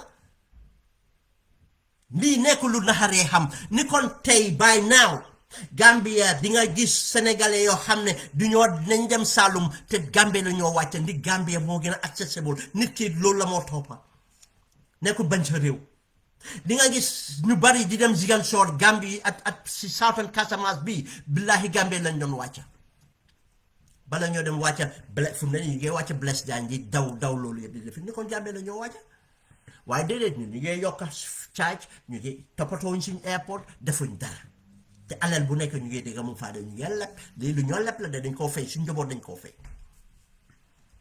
bon looloo tax ma laajte na viability of our nation dina am lan mooy xew dañoo toog bon airport du amati solo tourism affected economy affected Sénégal di gën a defin port bi moom mu ngee dem Foundiougne wàccee bagage Foundiougne fooy dem Sénégal lu bari ni kon tey suñ port bi tey maa la wax ne nañ wàccee bagage di dugga biir Mali am na nu muy jaaree Kawur tey dangaa wàccee bagage ba gaal nañoo Banjul dem Kawur jógee Kawur moo gën a gaaw egga Mali dan jógee Dakar dem Mali moo gën a gaaw jógee Kawur dem Mali moo gën a gaaw jógee Dakar dem Mali waaye nag gis nga Sénégal léegi indi nañ Foundiougne pour comp nga xam ne ñun sama suñ ko defut léegi ba Sénégal def ko duñ ko mën a def because of dañoo ne lu tax ñu koo def Sénégal ñu koo def gis nañ ne Mali ñu ngi ñëw jël si pétrole si ñun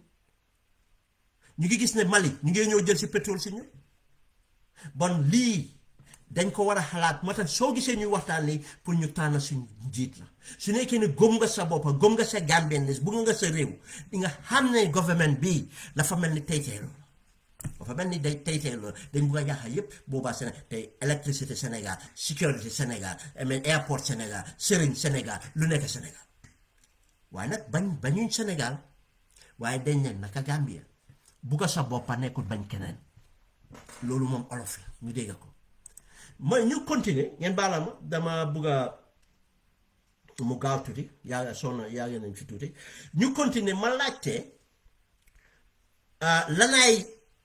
lana xew lan moo nekk si biir kayit bi si boppam lan audit bi si boppam lan moo tax ñu ne dañ fail audit report mu ñëw si ñaari fànn yi mooy environmental am de ñu bari gis nañ ñu ne waste management mooy toppatoo mbiri mbalit waaye nañ ko ooyee environmental management lan mooy loolu ndig su nekkee ne toppatoo wuñ environment bi ni ñu ko war toppatoo nañ njëkkee seen Gambia is a bad sa naka mbiri ñëw seet si mbiri picc yi waaw xam naa ne olof boo wax ne nit ki day dem dëkka ba dëkka pour seeti picc ne waaw kii moom faana yi moom xam nga naka lañ ko waxee waaye dëgg la picc xam nga soo amee dara xamoo ko picc am na solo torop ñoom léegi pour ñoo gis picc yi ñu dëkkee ni ñuy demee ak façon picc yi ñu am Gambie bari na si bokk na si loo xam ne tax na am na ñoo xam ne loo tax muy ñëw te maa la ne su nekkoon ne liggéey nañ loolu rek sax lu ñëw si tourist Gambie dafa bari li soo demee xool documentary am na documentary yoo xam ne David Attenborough def na ko in Gambie si boppam soo ko waxee Gambie bay xamuñ ko ne David Attenborough ñëw na Gambie in the 60s mu ngi nekk ay young man def documentary about Gambia bad life bon am na lu bari loolu bokk na si loo xam ne bon ñun dañooy saytu loolu waaye tax na tam fuñ nekkee si savana bi fuñ tunda buñ nekkee si suñ environnement nu mel dafa tax picc yi bari fa te picc yi suñuy naaw foo xam ne jógaay aéroplane bi wala wàccaay aéroplane bi mun na moo indi jafe-jafe ndig dañuy naaw an plane bi doole bu muy dawee day xëcca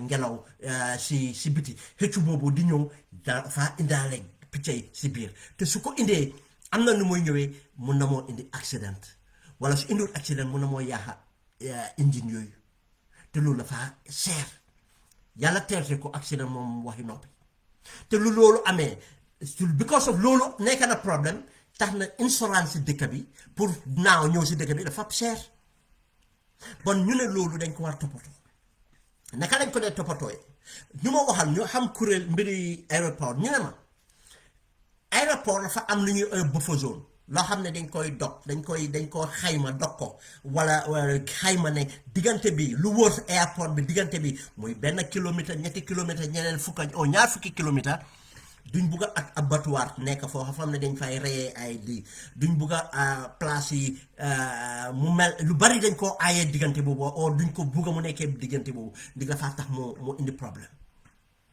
ba pare na am yeneen liggéey yoo xam ne nañ ko def nañ dog ñax yi nañ wàññi ñax yi loo xam ne lépp na tax picc yi bi bari fa oo di fa ñëw nañ ko wàññi loolu saytu ko nga xam ne dina wàññi duñ mun a jël ay fetal picc yi yooyu duñ ko day nangu waaye am na leneen fii Angleterre sax bariwul picca waaye taxul am na soo ñëwee seetaanee programme si di nga gis am na lu bari lu ñu am bagage yu ñu am yoo xam ne day daaxa picca waaw ñu ko fetal si lifin bi du rey picca waaye dañ koo déggal ñu daw daaxaleen yu lu bari am na waaye Gambia benn mënuñoo toppatoo loolu tax na waaye mu su fa nekk problème bi am na dañ ko doon toppatoo waaye beneen problème bi booboo gën a rëy mooy mbiri loo xam ne safety boo xam ne mbiri xam naa ne am na ñoo xam ne gis nañ si report buñ lu jot a génn si biir report bi ñu ne mbiri fire engine bi mooy oto boo xam ne su ñu dee songa safara ak di dimbale su prob accident amee suñ fire service bi liggéey boo xam ne nañ ko dee def moto bu ñëw li fi ne amul break te lu ma fàttee wax si anglais tam mooy ne bu ma waxtaanee koo xam ne mu ngi fa mu ne buñ indee machine yooyu dañ am ñuy jàngal pour toppatoo moto yooyu nga xam ne luñ soxla nañ ko mun a def bon suñ toogee ba break sax munuñ koo am te ñu ngi spend millions fan la millions si dem lana tax spenduñ xaalis foofu bon incompetence corruption duñ ko si génnee now boobu benn break waaye am na leneen loo xam ne waxuñ ko te mu ngi si report bi ndég nu ñuy saytoo kaaraange aéroport dafa tax ba accident du yomba di nga toog juróomi at fukki at ñaar fukki at doo dégg accident waaye beneen bu ma fàtte sax bala maa egg foofu mbiri toppatoo environnement bi tam mooy dëkkuwaay yi te ñu ne dëkkuwaay yi ñu ne léegi ñu dugg si biir aéroport bi mu ne su loolu tam lu moo indi mooy ñu ne dëkkuwaay su fa amee ñoom ni ñoo toppatoo seen mbalit doo ko mën a contrôle te loolu dafaa tax sa picc yi gën a mun a ñëw foofu andi te ganaar su fa ganaar amee yooyu yëpp picc yu mag yi sax booboo gën a garaaw dañoo ñëw di ut ganaar pour sex cëppati di daw loolu faa gën a indi problème te loolu tam toppatoo wuñ ko airport bi ñu ngi ko bàyyi ñu ngi nit ñaa ngi samp si biir airport bi waaye ñu ne ma sax ñu ne ñuy samp seen airport bi sax ñoom amul luñ xalaat ñu ne foofu fi ñoo samp noonu au route ndig ñu ne aéroplane suy jóg ak suy wàcca problème suy am ñaareel si la gën a bari te su waree li fi ne nuñ gën a jegeñee ñu lu gën a jege réew naka runway bi ak nekk suñu ñoo ay fly pad ñooñu ñoo gën a nekk at risque pour dara su xewee mu dal leen bon dëkka boori airport ñu ne au route dëkka si boori lifin bi naka la tudd railway lifin au route bés bu yàlla traité ko su amee ñooñu seen life ñu ko put at risque waaye nañ ñëwaat si mbiri fire service comme que dinañ toog ak dina am xëy na kuy liggéey fire service nekk aéroport ba génn aéroport du musa am emergency loo xam ne xew na accident xew na ba mu dem bokk si bon kooku liggéeyam xam-xamam màccaayam ak liggéeyam nu nga ko war a defee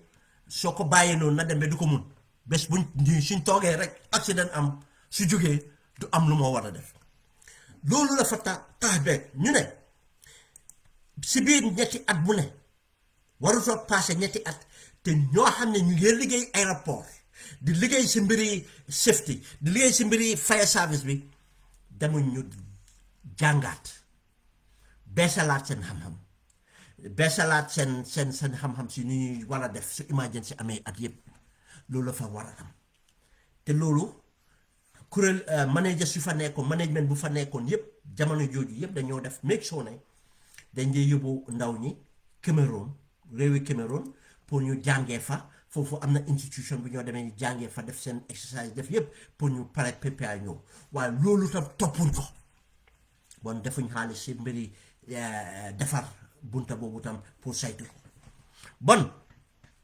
lii lum ñu wax mooy ne ñu laaj suñ boppam lan a tax defuñ ko xaalis bi fu mu dem benn ñaaka koo def ndig corruption moo am xaalis bi fu mu war a dem demu fa ñaareel ndig ñoo xam ne ñoo ko saytu faalewuñ lii rek ñaareel moo tax ñooñu mënuñoo toog continuer si liggéey boobu waruñu amul benn réew bu serious o benn institution bu serious buy nangu ñooñu continuer seen liggéey ndig liggéey bu ñoo lii dafa important trop ay bakken ni nit économique réew mi moo si tegu ay bakken ni nit ak naka réew mi économie moo si toll dana tax ñooñu war a def bañ a def seen liggéey si lu mel ni ñu bàyyi la ñu dem an xaalis bi fu mu dem fay bañ a fay pour ñu dem foofu defar moto yi bañ a fay pour ñu train bañ a toppatoo loo xam ne moom lañu war a toppatoo make sure ne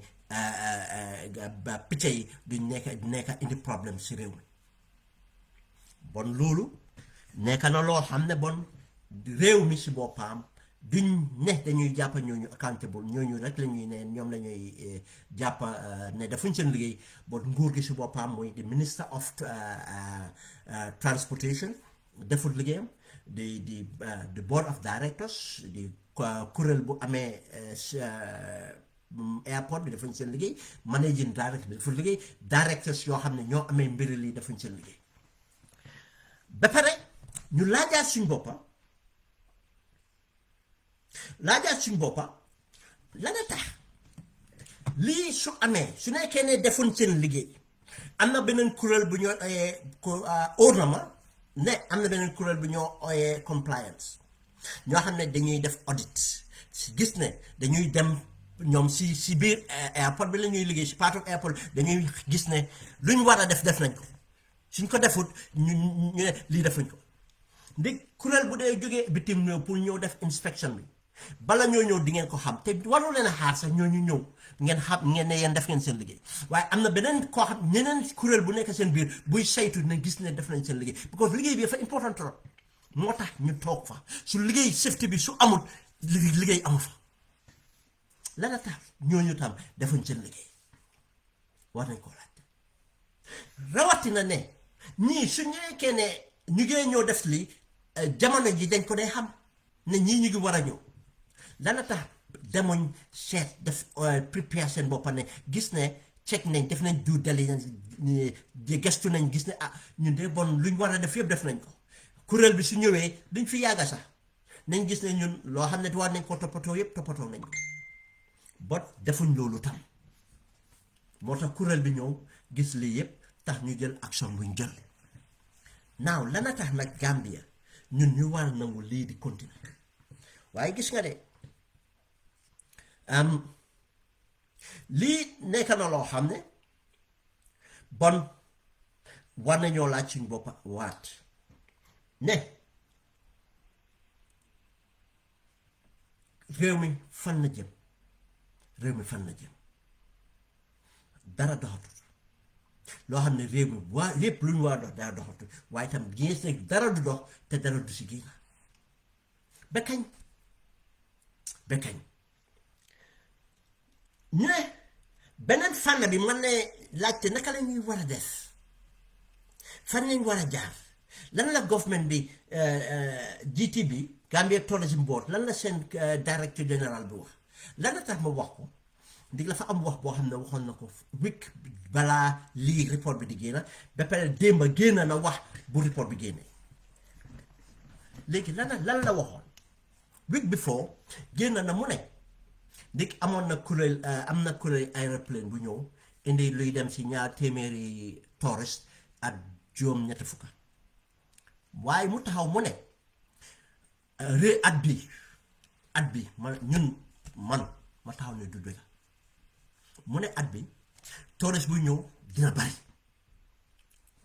xayma bu mu wax at yëpp tegu ko fen te ku xam luy dem si àddina gi di nga xam ne bii xayma bi taxaw fen dana sax Gambia jaayuñ suñ bopp tourisme nuñ ko war a jaayee ba tey ñuñ doon jaayee suñ bopp taami jamono dafa wecceeku jaayuñ ko tey lu wecceeku taami jamono ji dafa bari benn doomi réewi Gambia tey fu mu nekk ak seen njaboot ñoo xam ne doomi Gambia lañ dafa bari li ñu ay diaspora tey ñooñu rek seen dem Gambia rek suñ ko facilité te na amee tourisme bi ñaar doomi réewi Gambia luñ mun a def pour bokk si luy jaay seen réew dafa bari li jaay réew mi tey lu bari tey online la nekkaatut trade fair lu bari Sénégal tey ñu xam laaj leen nga dem muy Sweden muy Norway muy fu ne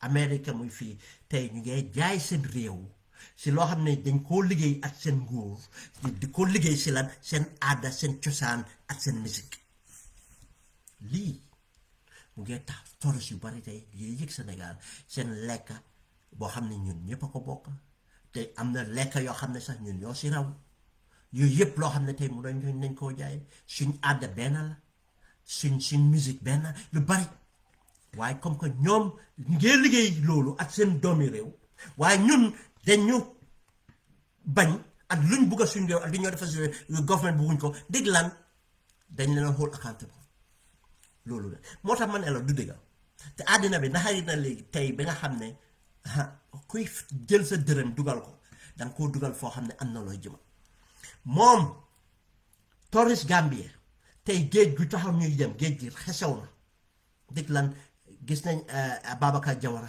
di ko pollute gis nañ Chinese yi ak ñooñu di def jën di ko pollute crime mu ngee dem up trafic doxut internet doxut tey am na beneen bunte boo xam ne ñu bari tey seen kër yi la ñuy liggéey te internet moo tax ñu koy def doomi Gambie yu bari ak ñeneen am na ñaar ñoo xam ne xam naa leen seen holiday dog nañ ko wala seen doxit Gambie dog nañ ko ndi kon ñu bari nañ bugg a dem nekk fa def seen liggéey di jël holiday sax def foofu def seen liggéey toppatoo seen business loolu yëpp tere nañ ñu ko bon lan la tax lan la am lan lañ def beneen bu ma fàtte te waxuma ko si anglais mooy lu ñoo écotourisme dégg nañ ay millions yuñ jël dugal ko si écotourisme benn parewut ndig lan amat ba at gaayam yi sàcce nañ ko dara génnu si ñun bon lan la managing director bu mu taxawee di waxut dëgga ñun war nañ ñoo xam ne waxut dëgga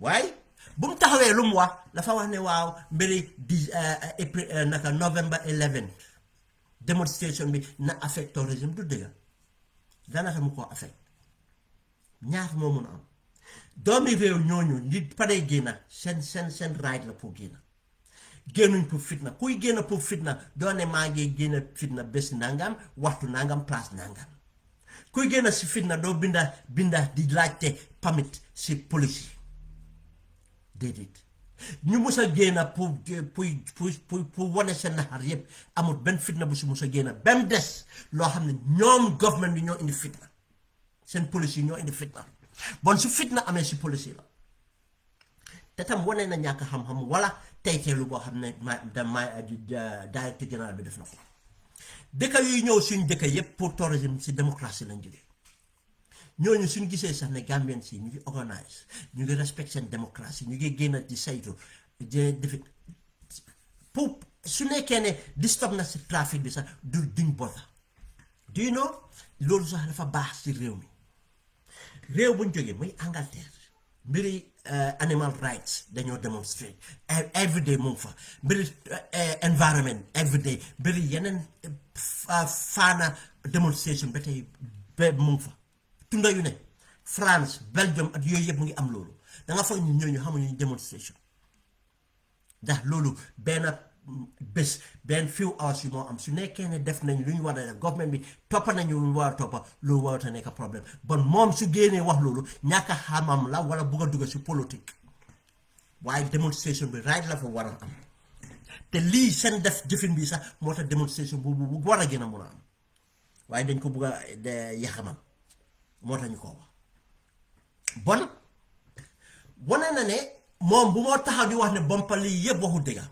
because of lii a beneen firnde la waaye ñaareel lu xew bu luy xewee dafa tontu te lu mu tontu si anglais jàng naa ko moom laa bëgg a jéem a faram fàcce lu mu tontu si anglais mu ne reaction the head of ñu ne ku jiite kuréeli tourism si Gambia Ababacar Camara ak ndawam wax na ne nekk na loo xam ne ñoom ñu ngi koo jël seriousement ñu ngi jël ñu jël nañ report bi weddiwul na report bi am na weddiwul dara wax na jël nañ ko seriously ban jël seriously la ñoo gëm yow soo leen defoon seen liggéey moom si boppam buy wax su nekkoon ne def na liggéeyam ne airport bi defuñ seen liggéey moom liggéeyam mooy ne touriste seen mu ngi ñëw ñun dañ war a préparer pour touriste seen ñu ne ku pare bala ngaa bëre soo bëree nga am yaakaar pour am ndam olof wax na ne soo gisee ñuy lekk ñu ne suñ na ne nàkka day joxe doole waxuñ na nga ko seex ko dem xeexi moo waxaat ko ñu dégg ko suñ ne nàkka mooy mbuuru sarax suñ ne mbuuru sarax soo ko lekkee dangay am doole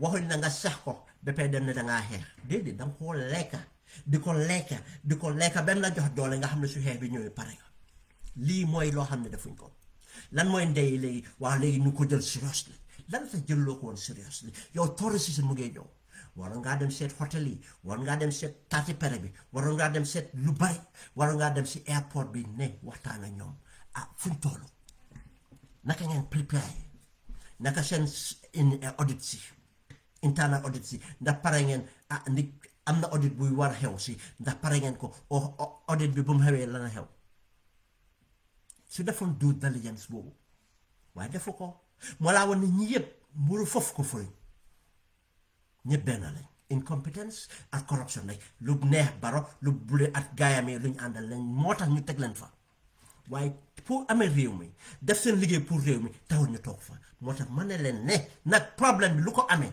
wax bi dem na ñëw na baro la ak nguuram ku foog ne politique la waxoon nañ leen ko balaa élection mu ngi nii ñu ko dunda waaye nag nekkul ne waaye waxoon nañ leen ko élection nañ leen toog déedéet réew dañoo continuer ñun taanuñ pour nekk Gambien yàlla moo ñu def Gambien bon dañ war a taxaw pour suñ réew dañ war a gëm suñ réew dañ ko war a defal pour suñ kilifa yu fi jóge luñ taxawal dañ ko war a defal pour suñ njaboot yoo xam ne ñoo fetoo suñ njaboot mu ñu juddoo China fu ñu munti doon Gambien lañ kenn du génne Gambien si ñoom ñun war a ñoo génne Gambien si ñoom bon defuñ luñ war a def suñ réew ñun dañ am loo xam ne daf ñu waar dañ ko war a def war a ñoo toog ne waa élection kay Gambien si ñoo def déedéet loolu mooy démocratie taxul nañ continuer dëgg la ma coo démocratie luñ ñàkk ñun mooy ñu tilimal sax ñooy njëkkee pour na ñëwee setal moo tax conservative fii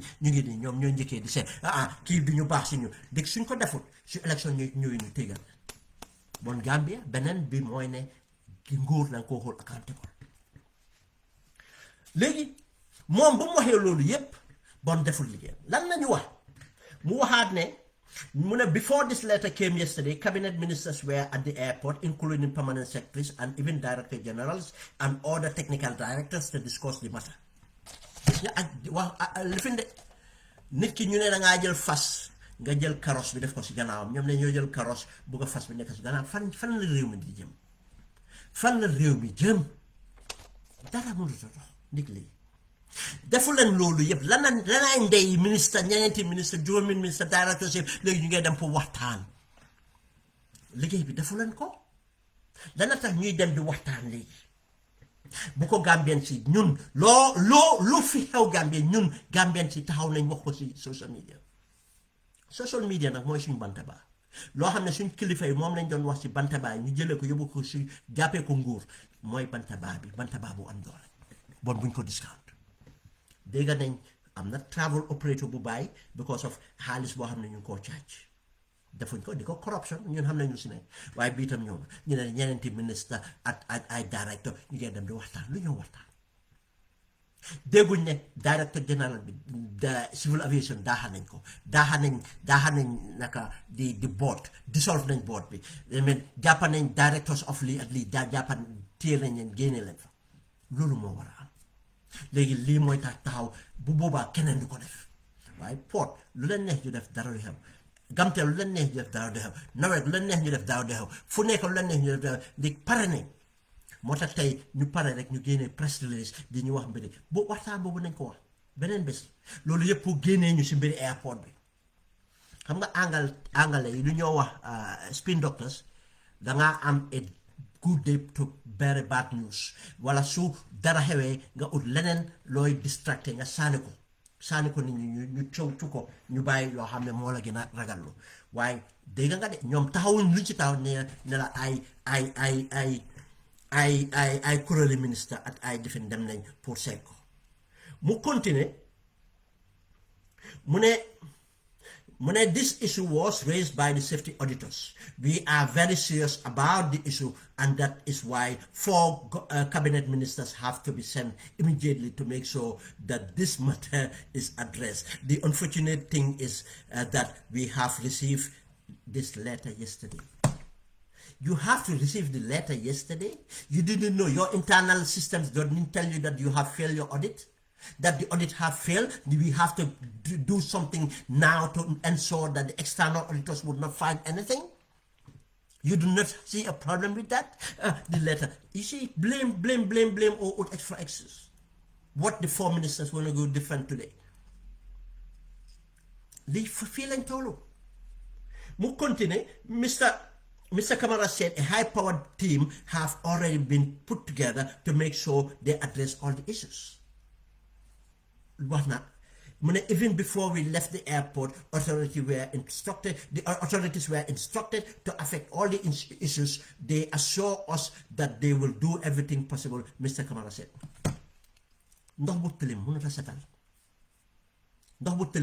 a setal.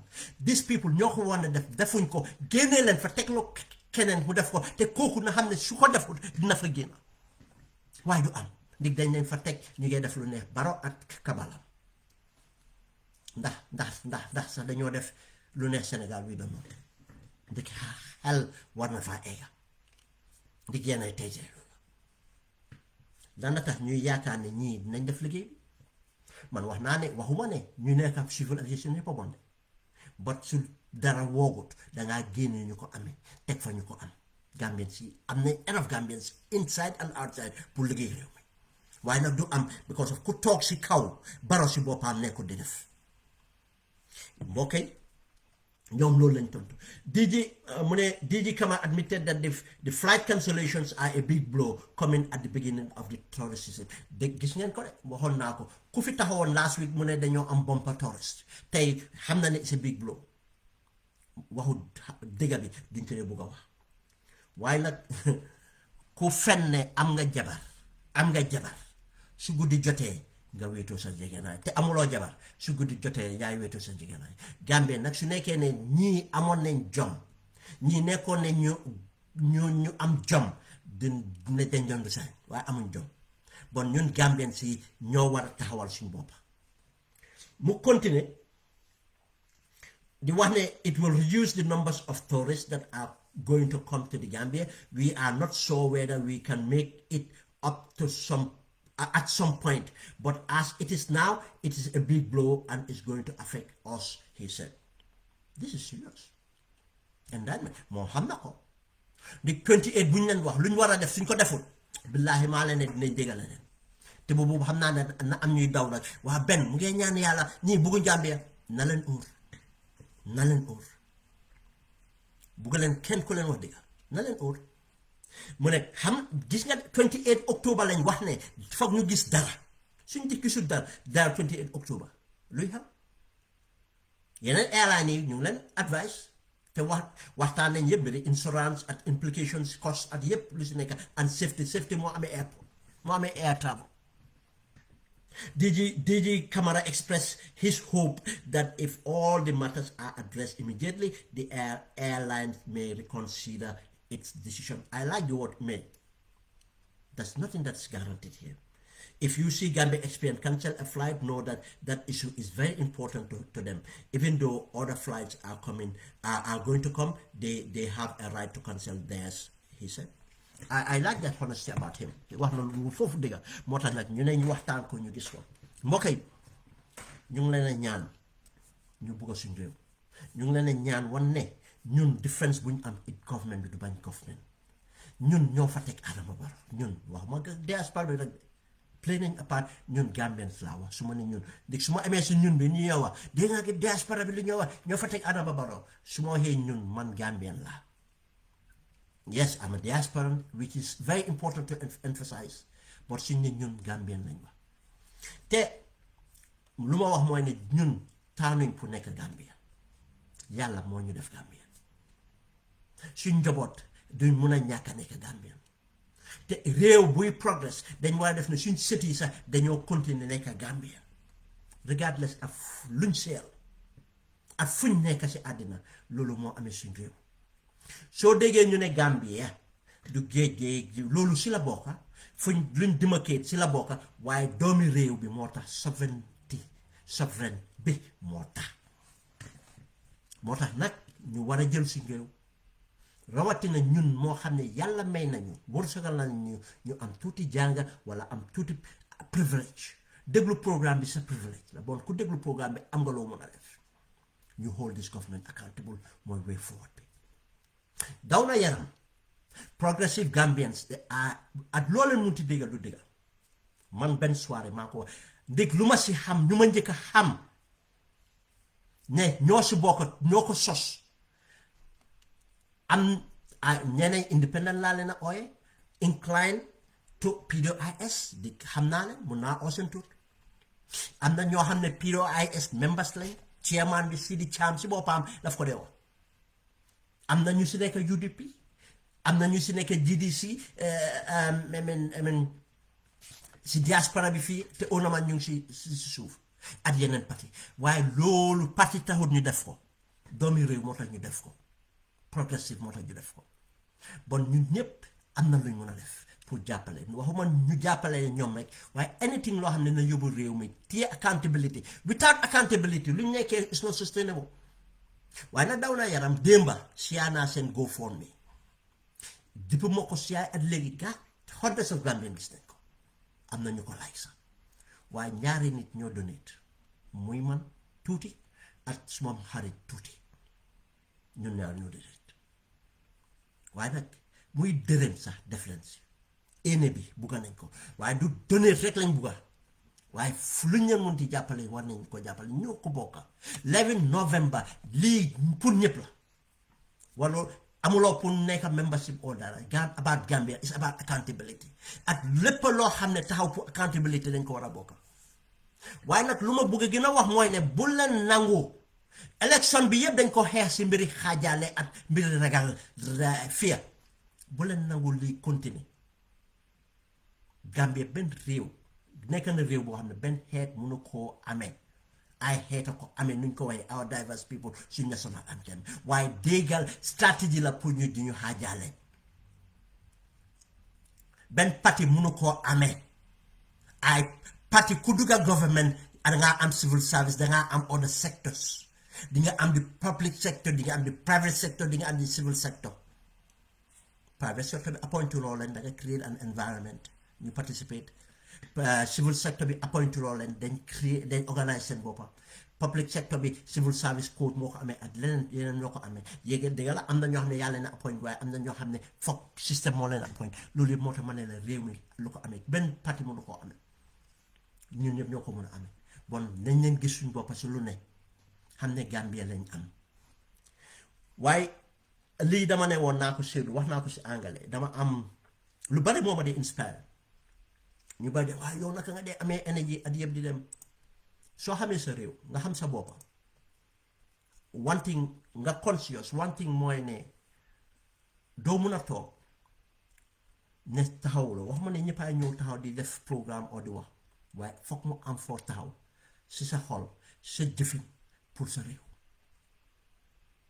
not yaa ngi fay sa taxe oo ñu ngi la employé yaa ngi dem liggéey def loolu di nga def loolu yëpp waaye extra booy def pour sa réew foog nga def ko soo buggee sa réew soo xamee sa boppa soo conscious lii soo ko deful daf laa sonal comme nga am gom si diina te toppaloo diina bi nu mu la dee fitne ne timis jot na tisbaar jot na wala dimanche daw ma lii wala daw ma meeting def ma nu mu laa ite woo réew noonu la war a mel si ñun lu ma inspire mooy wit démba xarit bu ma am nekk Chinese Hong Kong ndaw ko am about 24 years or so aviation la study graduate war a liggéey covid bi am na industrie bi am na li fi doomi Hong Kong la juddoo am kayiti Angleterre citizen mu jógee fi gis lu nekk Hong Kong ñuy taxaw pour xeexal seen freedoms mu jógee fi dem xeex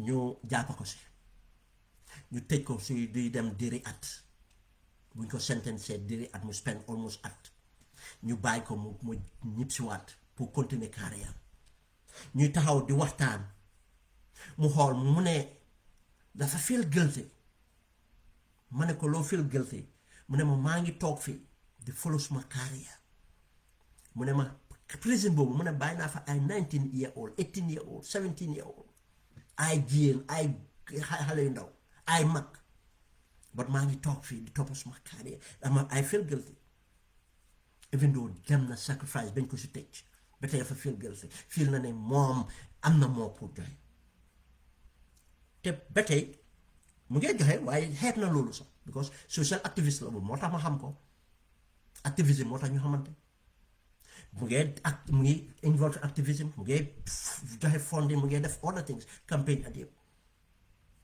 démba rek lu ko indi sax because of seen groupe bi ñu ngi doon dem Manchester di demonstrate against the Chinese consulate in Manchester te ñëpp gis nañ lu leen Chinese yi xeexal ñoom foofu réew la fa jaral dara réew la fa am lu mu la war a jaral ñun nag ñu am privilège nettalen ku taxaw pour liggéey pour sa réew dem kanam ku taxaw di yaaxa sa réew ak ku taxaw di seetaan yaa ngi bokk si ku taxaw di yaaxa sa réew te nag maa ngi wax lii di bamtu lii di ko bamtu because experience la lu xew Ivory Coast lu xew dam leen laajte ñu dëkkoon Ivory Coast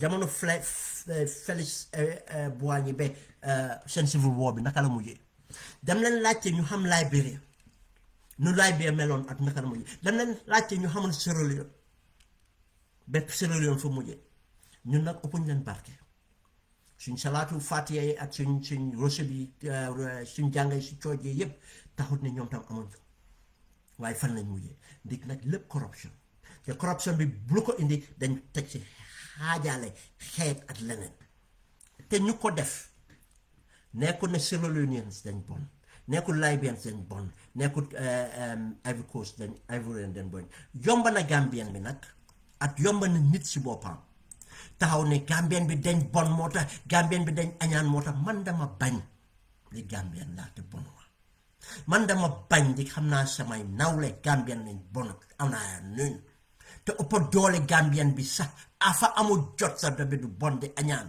dig luñ lekk sax amuñ ko waaye am na Gambien yu bon am na Gambien yu añaan am na Gambien yu evil dëgga waaye nag réew su nekkee ne taxawuñ pour jàpp accountability nit ku baax sax baaxaayam du mun a feeñ su yàggee mu bon su nekkee taxawuñ accountability nit ku bon dina nekk evil moo tax soo gisee yéenay mun a di am lii moo tax lu tax ma wax loolu mooy ne ñaareel ñu bon ñii dañ nekk position of privilege ñooy it lu ñuy ooyee ñun ñu am privilege bokk ci elite or wanna be elite or whatever you call them am nañ influence ñun ñoo nekk di def tafaar ñun ñoo nekk di dem di wax waxi di mun a jotali waxi xaajaale di dem ma nekk pël ma dem ne damaa dem si pël yi wax leen ne moytu leen diw moytu leen soose yi moytu leen joolaay moytu leen lii ma nekk soose dem di wax ne moytu leen pël yi moytu leen joolaay moytu leen lii nekk joolaa def ko nekk beneen xeet def ko foog ma am influence pour ñu dégg ko mu nekk su ma amoon influence duñ ma faale rawatina su ma amee nguur gu nekk suma gannaaw di ma jox di ma solal ma mun a dem di ko def moo tax beneen bi mooy ñuy taxaw di dégg loolu teel bañ koo daaxa wala di ko déglu ba pare di ko encourage waaw luñ doon wax si biti di ko wax seen biir ñoom ne te maa la wax ne si xeeti yépp mu ngi si poli mu ngi si soose yi mu ngi si olof yi mu ngi si ñeneen waaye soo conscious yéen a wax si ko sa morom waxee yow yaa ko war a génne nga toog xool ah yan poli nee na fi nekk wala yan poli ak olof yi rek a fi nekk ngeen ne ah soose yi nii wala nga taxaw xool seen yaa soose yi olof yi fee nekk nga ne poli lii wala nga xool yaa joolaa yi soose yi fee nga ne olof yi nii loolu du dëgg ay olof def dara taxul ñu ne olof yi nii ay soose def dara taxul ñu ne soose yi nii ay pël def dara taxul ñu ne pël yi nii because of Gambia buñ bokk boobu ñun dañ sëy boo xam ne amul benn Gambian tey bu ne mun naa am loo xam ne damaa njëriñ suma xeet rek amut because of koo Gambian boo gis jarbaata am sitam yi ak yëpp beneen xeet lañ bon munuloo ko te ñuy saay-saay di tappale yëpp maa la ne seen doom yi bàyyi sa toppatoo wuñ leen seen jarbaat yi sa toppatoo wuñ leen seen jabar yi ak seen doom yi lañ def nit dem leen xool ndax seen ñooñu seen doom yi fu ñu leen yóbbu ndax yóbbu nañ fa seen jarbaat yi ndax yóbbu nañ fa seen yeneen mbokka dem leen xool ndax seen jarbaat yi seen yeneen mbokka suñ feebaree ndax nañ leen génne faji leen wala leneen déedéet benn marché bi la bi ñëpp di dem parti yëpp benn marché bi la ñoo dem lopitaan yi yëpp la benn marché bi dem school yi la yëpp benn marché bi dem xam nga lan a ute mooy ñu am ñi marché bu ñoo dem baadoo la demu ko lopitaan bu ñoo dem baadoo la demu ko school bi seen doom yi dem baadoo la demu ko leneen luñ mun a seen boppa baadoo la munu koo def loolu mooy différence waaye du xeet du political party mun nañoo bokk xalaat but waru ñoo déggal loolu te loolu moo ñu desee bés te loolu la nguur gi ko bugga suñ continuer lii ñu ngi toog te ma koy wax because man xam naa musuma de jënd narrative yi fajaara K-point waa sàcckat yi olof yi wala waa Banjul ni wala bourgeois déedéet because xam naa the composition of those settlements how they came about at yëpp du ma mag waaye bu ma mag loolu suma kanam la I can tell you families, original families of everywhere buy K-point mi fajaara te maa la wax 90% or over 90% of those people work hard for their money. They are educated. They are, most of them now were not even employed by government, or they had modest. I bungalow lañ am, but they were sophisticated enough to make their environment right. They work hard. Some of those buildings take 10, 15 years to be built. Du tey ñoo toog 6 months ñu gis nit éclat di sampata. Tay léegi yow am corruption. Prejudicial man nekkuma si. I will go on facts. Why? Lu tax mooy wax lii moytu leen su jaxasoo amee ñu mer ñuy jóg duñ ràññale kër benn diaspora bi la nekkoon la fa sampa kiram benn UN la liggéey la fa sampa kiram benn private sector bi la nekkaan boo corrupt la fa sampa kiram benn ndax government la nekka kiram gi moo jabaram ñoo ko sampa loolu duñ ko ràññale dañoo dem foo xam ne lañ yaakaar ne alal fa la nekk li fi ñu am ñu dem leen xool dëkk yi bu Sierra Leone fan yenn lana fa dem leen xool yeneen dëkk ak feneen nañ leen ko moytu moo tax yenn mu toog foofu nag am influence bi influence ñu xam nga masses yi duñ mën a jóg rek dem de waaw nit ñi woy war a jóg nit ñi war a jóg nit ñi lu leen a jóg loolu faa am dañoo am lu ko indi bés bu nit ñi jógee te jógloo wuñ leen at amuñ jiit billaahi du baax si ñun moo tax ñu war a nangu nit ñi jóg organise démocratie bi di dem ba suñ bañee di ñi di jóg ba leneen jóg fii billaahi nañ ko rëccu loolu laa bugg a daanele wax bi waaye bala maa demaat maa ngi ko xoon si angale maa ngi ñaan seen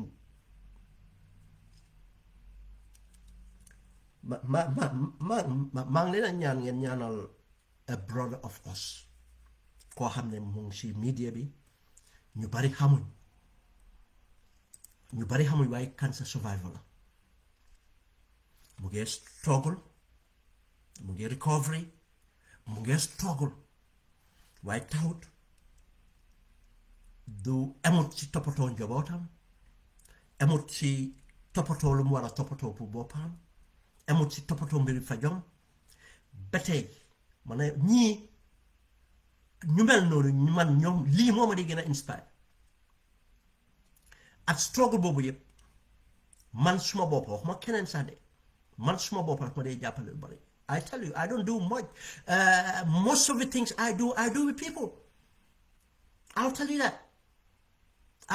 that lu bari dama ko defa ay nit and this guy is one of them time and time su ma ko briefing sax mu ne ma no it helps me engagement it helps me to keep me going dama need a purpose dafa ñëw media di nekk si media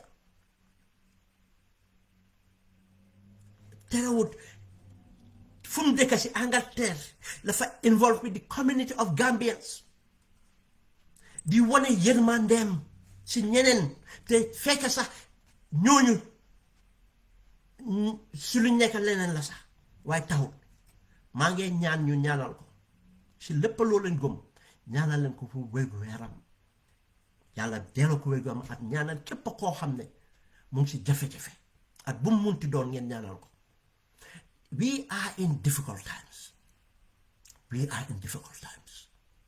everywhere te loolu tawut ñu war a wax ne waaw ñu ngi difficult déedéet réew mu nekk si difficult times ñu ngi def something for that ku nekk in difficult times yaa ngi try something for that then we have to work together to make sure Gambia tam we do something for that loolu la ñoo wax it's not matter of ne waaw dëkk bu nekk mu ngi déedéet Angleterre ñu ngi def something for that boobu moo tax look mënoon naa toog fii dugga si politique Angleterre maa ngi bokk 2 forums yoo xam ne amoon nothing to do with Gambia mbiri Angleterre la but I hardly participate but because of xam naa ne fii am na systems xam naa ne fii am na lot of things to take care of what it is yes ama dee feel guilty but Gambia dafa amut moo tax ñun ñu am privilège bi war a jël effort bi pour def ko ngeen baalaan ma waxtaan bi sori na dumaay bugg a waxtaan bi sori léegi bot bëggoon na dama ko bugg a def si kaalaama ñu bari appel nañ ko ma bëgg ko def si kaalaama yëpp waaye suma raisonnement sax mooy ne woon su nekkee ne téeméeri nit sax dégg nañ ko téeméeri nit yooyu war a def si luñ dégg doy na waaye nu ma ko waxee plateforme bi Open Gambia la dara tegu ko fi pour hold accountability at réew mi dem it nekkaloo fi political party nekkaloo fi xeet nekkaloo fi pour am alal oo dara waaye nag loo xam ne jàppale nañ ko ak nuñ ko mun a jàppee lu bari lañ bugg a def pour mun a educate each other pour mun a hold accountable réew mi moo dem kanam si soobee yàlla ñu ngi liggéey and try to build that and that platform mooy bi they need that platform pour loo xam ne dina ubbi Gambia amen mu mun a dem kanam jërëjëf and have a good afternoon thank you